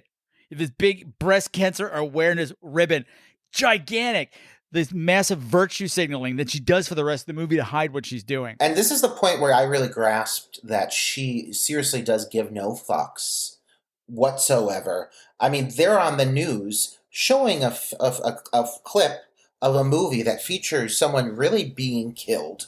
This person is missing. Of a girl who's a missing girl who's being investigated by the police right now. And so she doesn't give any fucks. And so, and that really did kind of elevate the stakes for me. I was like, oh, she's doing something big. It's all coming down to something. I know it. At Steven's house, they're watching this interview, and Steven's mom shuts it off. She's like, this is gross. Why do you like this stuff? This is awful. And he's like, Mom, we've had this conversation. Why do you keep... And she's like, you know what? And I like this part because the mother is trying to understand and trying to really bond with him. She's like, you know what? Okay, fine. Maybe I don't understand this. I'll tell you what I'm going to do. She's like, Friday, I'm going to come to the theater with you. Because maybe I'm just maybe I'm missing something about why you're attracted to this sort of thing. So I'm going to go with you. And I thought, okay, Mom, great. That's awesome. How many moms would do that? And he's like, no, Mom, you don't have to do that. She's like, no, I need to, I want to do this. I want to be there. I want to know what this is all about. Steven goes to school, and now there are all these missing. This is when I said Cassandra Peterson is going to die. Well, I thought so too. I thought so too. She's going to die, and I'm not. I spent the rest of the movie on edge going, no, don't kill this beautiful woman. This wonderful character. Steven goes to school, and now they have missing posters of Judy all over the outside of the school. So now he's like, fuck, Judy's missing too. So he goes to the theater because he knows that Judy was going to go there to interview Deb. He goes, knocks on the theater door, Twigs answers, and he's like, she's not here. I don't know. And he's like, can I come in and wait? And she's like, no, Deborah is being interviewed. She won't be back for a while. And in the background, you hear screaming. And this is like Steven's first sort of indication that something might not be right with this theater. Although I guess you guys are right though, because now that you're saying that they are pretty blatant about this, what they're doing. But I thought that Steven's reaction to this went from like 0 to 100 in a matter of like a couple of seconds in terms of like being confused about what was going on at the theater. Like 1 minute he is like Deborah's biggest fan. He loves the theater, and all it really takes him is to show up at this theater to look for Judy and have Twigs say, well, she's not here. And now all of a sudden he is like, oh my God, they're doing something sinister here. And have 2 friends missing. 2 friends disappeared from that theater. He did. Yeah. Although, I mean, he was all about like the usher, like being the last one to see her, and like maybe that was one. That was one. But now Judy's gone. Judy's his bestie. Well, and I will also say that I agree with you, Troy. I felt the same way until what unfolds here. He goes to the police. Yeah. You know, he goes straight to the police when he hears the screaming, there's an element of realism to this whole arc, which is surprising. He goes to the police. The police listen to him. The one cop comes with him, and Deborah handles the cop with the exact same lack of respect that they talk to the kid. You know, I mean, like, she's like, they say, we want to come in and investigate. She argues it. She refuses to let them in. The cop threatens her with a search warrant, and she's like, bring on the search warrant. Well, can we also stop and say that this was during she was having a soup kitchen matinee, so she could pick out homeless people to be in her next movie. Despicable. Despicable. She's like on the walkie-talkie. She's like, hey, there's a pretty homeless broad in the red dress. Cast her. And if you don't know San Francisco, one of the big drawbacks about San Francisco is they have a massive homeless problem, and they always have. So this is just so gross. But again, hidden by virtue signaling, just like that big pink breast cancer awareness. I'm a nice person. We're doing the God's work here. Yeah, okay. That's what she keeps telling the cops. She's like, I cannot believe you're bothering me when I'm trying to feed these people that are in need. Why don't you go bother motherfucking Teresa? I like when she says it. And this is the point where she's taken on like that Mae West-esque kind of personality. Like her personality, it does keep evolving from like different. And then she does ask the cop, did Steven bring you here? Because Steven's there. And then she's like, this officer, this young boy is obsessed with me. He is just mad that I will not give him a job. He's a stalker. And I like that the cop doesn't buy it. I like that the cop, he's still on Steven's side. He leaves with him, and he's like, well, we got to come back with a search warrant. And Steven's like, well, people could be dead by that point. Yeah, well, and at that point, Steven's outside the theater, and Deborah and her little gang of ghouls, including the twins and Adrian, come out, and she's like, oh, Steven, you've disappointed me. And then she admits everything. She basically does. Flat out. She's like, I thought you loved me. You are going to be a special guest at my first feature film Friday. And you know what? Your little girlfriend, she might not be the best actress, but goddamn does she have a great scream. One great blood-curdling scream. Yes, and I'm like, oh my God, you basically are just telling him that what you've done. At this point, no fucks are given. And come watch. You'll love it. It's art. And no fucks are given, and you can tell that by the last 10 minutes of the climax of the film. You could tell that they did not give a fuck. There was no fucks. They did not think this plan through at all. At this point, they did not care. Or did they? Because I think they're going out with a bang. This is good. They're closing in on us. We're going to take out everybody. Oh, yeah. So their first feature film is called Gore and Peace. And it's the night of the film, and Steven's mother shows up, and he sees her in line. He's like, what are you doing here? Please go home. And she's like, I'm not going home. We're going to do this together. And as people are lined up, they are giving away free drinks in these little plastic cups. It's like Kool-Aid, which right away... For a toast. Right away I thought, okay, Jonestown. And even Peaches Christ's character says, this is very Jonestownish. Don't drink it. Not yet. Yeah, and they're very adamant. You cannot drink this until we do the toast inside. So everyone's inside the theater with their toast, and Deborah's on stage introducing this new feature film, and she's like, we are making movie history, folks, because guess what? You all are going to be the stars of this film. And she turns the camera on them, and the whole audience is projected on screen. And she's like, we are going to do... And they love it, and they are going wild, and they're smiling and grinning, and Steven is like... As they prepare to do this toast, he's like, don't drink it. Do not drink this stuff. It's poison. She's going to kill you. That one little girl that's Claire's best friend stands up. She's like, shut the fuck up. I'm like, girl, he's like, if anyone's a murderer here, it's you. And she's like, we're going to get drunk. And he's here with his mom. Yes. Because the mother runs up to Steven and says, come sit down. She's like, look at his mommy showed up. And she's like, everyone's we're going to laughing. Everyone's laughing. Ah. And she takes a shot of this. She takes many everyone shots. starts giving. She's She taking takes shots like from other 3 people. shots. Everyone starts giving them her shot or their shot, and she's just drinking it down. And as they basically are, Deborah's like, we got to get the show on the road. We're going to do this. And The Steven, mainstream meets the silver screen tonight, children. oh, it's really funny. And then Steven, of course, is like, you idiots. Why? And now the girl that has done 3 shots stands up, and her face is like deformed. It's melting, yeah. It's melting. It's like melting. What did they put in those shots? Because whatever it is, it's not melting the cups. It's Roger, not melting the they cups put they're in in, movie but it magic. melts human flesh. That's what they put in. It's cyanide and movie magic. But what I love about all this, like, this girl dies in front of a whole crowd of people, like, and vomits on people, and they're still like, yay! Because they think it's part of the show. Because why wouldn't it be? Her face like pops. It's disgusting. It reminded me of Demons when the girl Yes. the first girl gets turned into a demon, and there's like these pus things on her face and they explode everywhere. Very much like that. So the people that are sitting around her get covered in blood and pus, and this girl spits up blood. It. They love it, and they're like, oh my God, these effects are great. Some of them, though, are like, eh. And then Deborah is mad because Steven has ruined her plan, and she's like, Steven, this one's for you. And all of a sudden on screen, Judy is projected, and she's behind.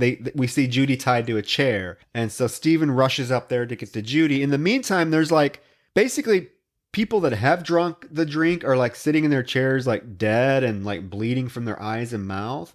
And the audience gets up. Some of the people get up to leave, and they realize they're locked in. And all of a sudden, this is like one of the best scenes in the movie. The bodies that are in the attic have like soaked their way through the ceiling. And all of a sudden we get a barrage of body parts that start falling, raining on these people. They fall in the heavyset girl's lap. A torso falls in her lap. A hand falls in the Peaches Crisis popcorn bowl. It's amazing. This whole sequence, it builds up to this kind of chaotic. Well, it builds up to this like really chaotic, just like out of control climax that like I did not anticipate this movie to build up to such an extreme. And this is really, if this is the note you're going to go out on, absolutely. Like if this is what you take away from this movie, what a phenomenal finale. Because every time you think it's like hit its pinnacle, it hits another layer. And there's so many things that we have not even mentioned that are going on right now because it is just a barrage of things happening. You've got the different characters dressed up in different costumes, and you have Judy who's about to get killed in the background, so Steven's saving her. You have Peaches and her manly looking friend, and she's like, come on, Marv, let's get out of here. Mark Tiny. Okay, time. That's another San Francisco joke right there. Because the thing is, Peaches Christ used to be the host of Midnight Mass. Every Saturday night at the Castro Theater, they would show a horror movie, but it would be a whole production beforehand, and Peaches Christ would make her own short films, much like Deborah.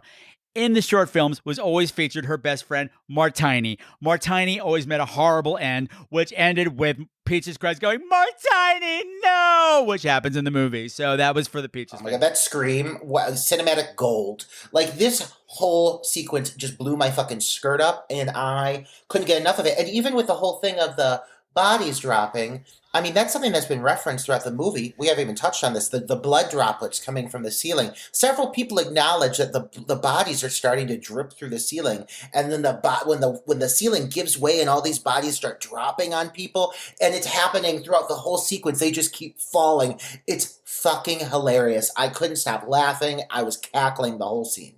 Well, Adrian's dressed in drag, and he's gonna kill. He comes at Peaches Christ with a hatchet and is going to chop her. And right as he's getting ready to, a headless body falls on him, but Mink stole. And it falls, but he gets embedded in her body cavity. It falls. Her neck stump. Yes, her neck stump lands on his head. So it's amazing. So his head is crushed by the stump of her neck. So his head is in her.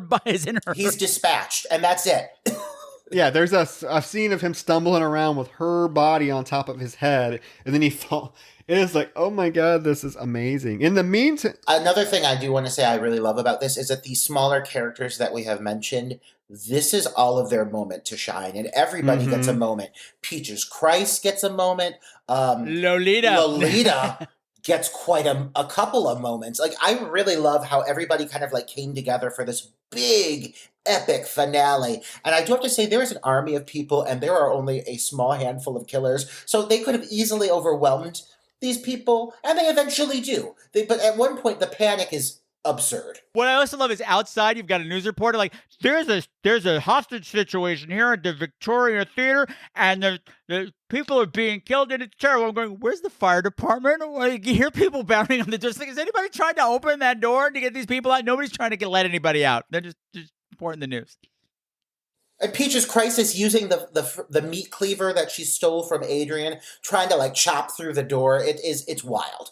Make one false move, Double Mint, and I will not hesitate to separate your face from any and all pretty. Double Mint.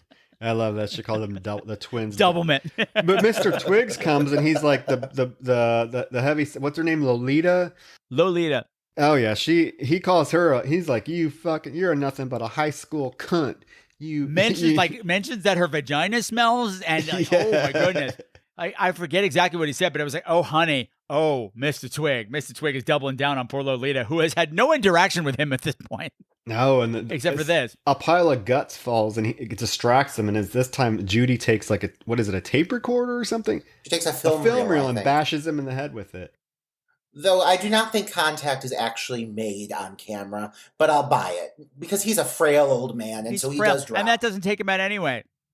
No, that doesn't take him out anyways, because Lolita winds up stabbing the shit out of him. A few seconds later, when Lolita realizes she's still alive, she's like, oh, hell you gotta be fucking kidding me. I love that Lolita gets a kill count in this movie. Like, the last thing I anticipated for this finale. You did not put a fabulous plus-size goth girl in a movie without giving her a kill, and they gave her a fabulous one. She stabs the fuck out of Mr. Twig. You don't get to say the things that Mr. Twig say to her without getting your revenge, and she does. I said, atta girl. And they are able to get the keys from his dead body, so they unlock the door so several of them get out. But in the meantime, Deb now has Steven's mom, Cassandra Peterson, and takes her up to the roof. Natasha Lyonne, keep your fucking claws off of Cassandra, because she is a national fucking treasure. Well, she is up there at the edge of the roof, and Steven goes up there. Shit and pickles. I'm saying she ain't making it. She ain't making it. I'm going to cry. You don't think she's going to make it, because she's like right at the edge, getting ready to throw over, and Steven is like trying to save the day, and down below, the teacher... Nobody likes the hero, Steven. Nobody roots for the hero. Everybody roots for the killer, and that's me. I'm the star of this. But at the same time, for some reason, this fucking teacher shows up, and she's down below telling everybody that'll listen. Oh, it's Steven. I told you he was a.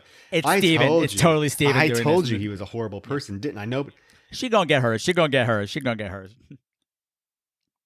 You know what she's gonna get? She fucking sued, is what's gonna happen for slander. Because something's happened. Finally, Steven has the goal to be like, you know what, Deborah, you are nothing but a fucking hack.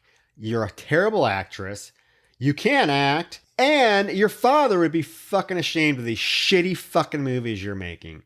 That sets her off. And as it sets her off and she starts going into hysterics, Steven's mother is able to get away. So now they're together and... No! Yeah. Stabs her in the throat. Cassandra Peterson just turns around and stabs her ass in the throat. Stabs her in the throat after she tries to lunge at Steven when he tells her that she has no... Oh, because he's like, you have star quality. And she lunges at him, and that's when Cassandra Peterson stabs her in the neck with a knife. And Steven then pushes her off of the building. And there's a beautiful, very well executed shot of her falling in slow motion. Yeah. The longest fall, I think, ever captured on camera. But it is, what a grand finale. It's gorgeous. What a way to go. Of course, well, that's the way a real star is going to go out. Yeah. And the whole thing of Natasha Lyonne, as it's building up to this, she starts almost like reverting back to her childlike mentality.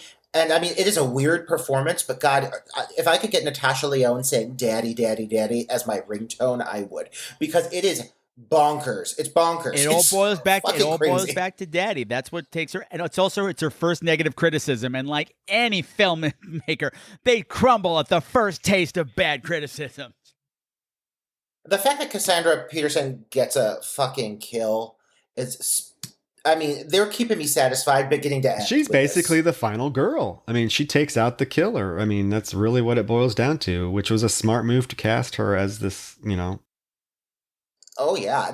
What a way to appease the gays with giving her that final stab. The body hits stab. the dumpster and next to this teacher and splatters her with blood. It hits something, yeah, and it's a splatter. Hits a spotlight, doesn't it? Isn't it a spotlight? It's a spotlight. One of those fancy splatters the teacher with blood. Although it should have landed on this teacher and killed her. Yeah, I was really thinking that was what was going to happen. I was like crossing my fingers. And the fact that this teacher, gets to live, unsatisfying. And the teacher got to live, and then nobody noticed they cut the scene, but like the teacher, like then peeled off Natasha Lyonne's eyebrows and then put them on her eyebrows. And now she's gonna be a nice person forever. I made that up. And then there is another just like kind of a final what the fuck scene with the twins come out of the theater and the police officers have their guns pulled on them and they're like, drop your weapons. And Peaches Christ says, you guys are going to jail for the rest of your fucking lives. And they don't want to go back to jail. The fact that the twins outlived Natasha Lyonne. Yeah. One looks at one looks at the other. They both kind of nod. And what do? Stab each other multiple times, brutally. And I'm thinking... Brutally. They do a double suicide. Would not a cop like intervene? Or they just let them stab each other to death? And it's brutal. Yeah, it's brutal. I mean, would you want to intervene? Would you want to intervene in that? They would stab you too. And basically, after the twins stab each other, the guy, that stupid reporter, again tries to interview Steven and ask him if he's still a fan of Deborah's films. And he's like, no, they weren't even real films. This is trash. Kill that reporter. Yeah, he's annoying. And as they walk, he walks. Obnoxious. Yeah, he walks away and gets one kind of last look at her body, and him and his mother walk away happily ever after, and the film ends. Well, as they're walking away, the body shifts because they're moving it, and her head tilts, and it looks right at him. Her head turns. It's such a great final shot of her. Great final shot of her. But I also love that the reporter asked him, he's like, hey, would you go see a movie about Deborah Denise? And he has a whole thing like, no one should ever make this movie. If you make this movie, then Deborah Denise lives forever and she wins. But of course, if only it was based off reality. And it turns out that Deborah Denise is a real person. Peaches Christ based it off a real person. Deborah Tennis was actually a sex worker in the town where Peaches Christ grew up. Joshua Grinnell grew up, and depending on if she was working or not working, she would go back and forth between Deborah Tennis and Deborah Denise. And apparently, Joshua was always fascinated by that, and here she is now. Oh my God! Look at this tidbit of information. Immortalized forever on film. I'm just spreading the gospel of Peaches Christ, man. That's what I'm here for. I'm an apostle of peaches. And we are glad you are, because I thoroughly enjoyed this film, and I feel like more people need to see it. And it's a shame that it's out of print, because it is a treat. It really is. I'm boggled that it's not available. I was telling Troy beforehand, because back in 2010, like I said earlier, there was no gay horror. It wasn't a thing. They did the film festival circuit. They took this movie all around the world to huge crowds. It was a hit at every film festival, and then nobody bid on it. Not one single bid. Baffling. You know, I think this movie does really well is, it walks the line between like queer indie and mainstream. I think that this movie is very much a queer film, but you could show this to a straight person and they wouldn't even really notice it, but really it wouldn't faze them. I mean, and I'm saying anybody, whether they be a queer supporter or otherwise. I mean, yeah, there's like a few things that they might respond to, like the drag queen aspect and everything, but overall, like for us as queer people to see just how present the queer element really is throughout this, from the casting choices to some of the line references to the fact that there are multiple queer characters, both good and bad. There's a queer villain, Adrian, is very gay, and they made a lot of bold choices that were very ahead of their time, and because of that, this movie feels very mainstream. Not that it doesn't feel indie, but it feels very attainable for, I think, any fan of the genre, queer or otherwise. And I am shocked. That this does not have a massive cult following. I mean, obviously that stems from the fact that not a lot of people can access it, but if they could, I mean, they really miss out on an opportunity, because this Natasha Lyonne fans alone are going to eat this shit up. She's on her A+ game here.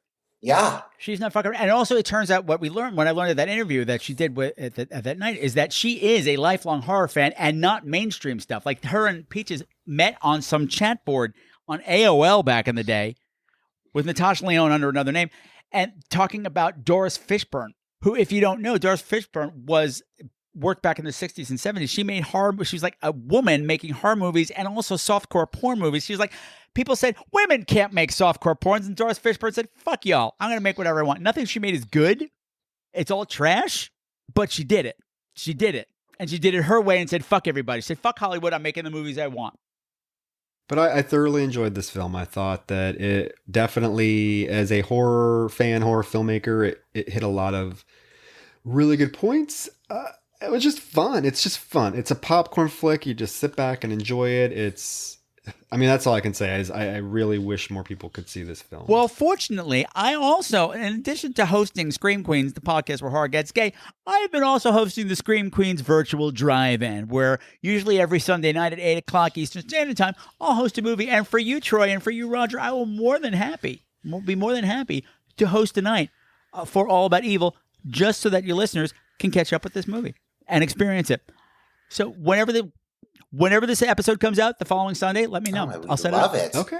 Please. Awesome. Yeah, we should do that, because I really want people to see this. They could watch the film and take note. www.screamqueens.com/drive-in. That's whatever that's going to be. Yeah. Listeners, take fucking notes. And that's Queens with a Z.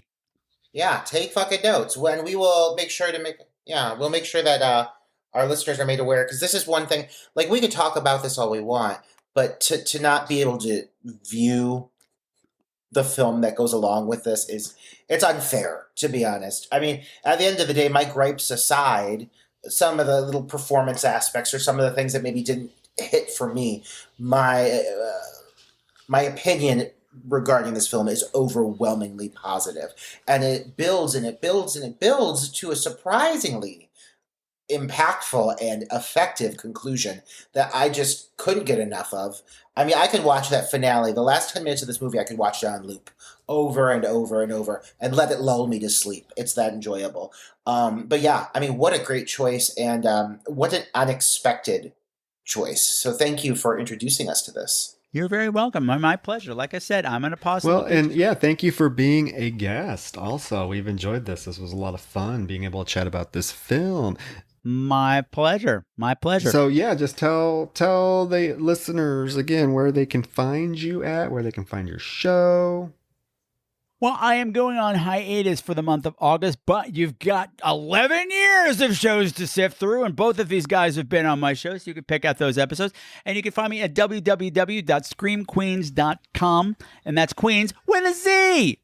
There you go. One of the first, guys. One of the first. One of the first. One of the original. Probably the original. Not one of. Probably the original gay horror podcast. So check it out, because I remember, I listened to several episodes of Scream Queens before I had connected with you on social media and whatnot, and I loved it. I remember one of the ones that stood out to me, because I never thought anybody else, I know I'm going off tangent here, but we'll get back on track. One of the first episodes of yours I listened to, it was a film that I listened to it specifically because I just came across it when I was browsing Apple Podcasts, and I just thought I thought I was the only one that ever saw this film, and it was Hollowgate. The Halloween. Which one? Hollowgate? Oh, hello. Whoa. Oh, you covered it. Yeah, that's not the title, but yeah, I know exactly. Yeah, it's that fun. Yeah, that's such a weird movie. It's the Halloween theme where the kid that, at the beginning he's bobbing for apples and his dad holds his head underwater. And then it flash forwards to the group of kids that what are they doing? They're delivering something on Halloween night. Oh, that's a different and movie. They go to that's a totally different movie. But yeah, you did it. See, you don't even remember. This is how long ago. This is how long he's been doing this, folks. Is he can't even remember one of his own. No, and episodes. also, usually during October when I'm doing Halloween movies, I'm doing a fundraiser for homeless LGBT youth. And I'm putting out a show a day, and they just blur. Like everything blurs. That both of these guys have been on during that. And yeah, I remember. Yeah, there's this. But that was years ago. That's one of the first like podcast episodes for horror podcast I ever listened to. Yeah. So he's been. So not to make him feel old. My point is definitely one of the originals. So check it out because it's awesome. And we are so grateful that you came on this little meager 1-year-old show. You're very welcome, little one. You're very welcome. Yes. And with that Call said, me again when you're legal. Yeah, right. Roger, real quick, before we wind up here, what are we covering next week? Next week, we're going for something a pinch drier. With a pinch more of a serious tone than this week's selection. But next week, we are watching the 1973 horror masterpiece. I'll say a masterpiece. I'll give it that term. We're watching Don't Look Now by Nicholas Roeg, starring Donald Sutherland and Julie Christie and Sharon Williams. Julie Christie. I gotta say that's sexy. That's sexy. I was like, damn, Donald Sutherland, you got moves. But you'll find out all about that next week when I'm not here. Red raincoat. Oh God! Yeah. Why do you think I picked this one? I just because of that little bitch. Oh, with that coy face. Because of the accessories. Because of the fashion accessories. Yeah, that'll be next week, guys. Don't Look Now, which is a film that it's acknowledged as being a great horror film, but for some reason it just doesn't get brought up that often. And I feel it needs to be mentioned more and acknowledged more and respected more. So yeah, that's my selection. Woohoo! I'm excited. I haven't seen that for years, so that'll be a good one to revisit. Yeah, perfect. So that's great. We appreciate you listening, and again, stay tuned for information about this the viewing of this particular film, All About Evil, after this episode drops, because it is a really a unique opportunity to see a film that you might not be able to see otherwise. Who knows if it'll ever be actually get a proper release. So we will definitely be posting that information so that you can watch it. Yeah, absolutely. But Thank you for offering that for our listeners. All righty, folks. You're welcome. We will call it an evening, and until next week, and Don't Look Now, we will chat you later. Goodbye. Bye.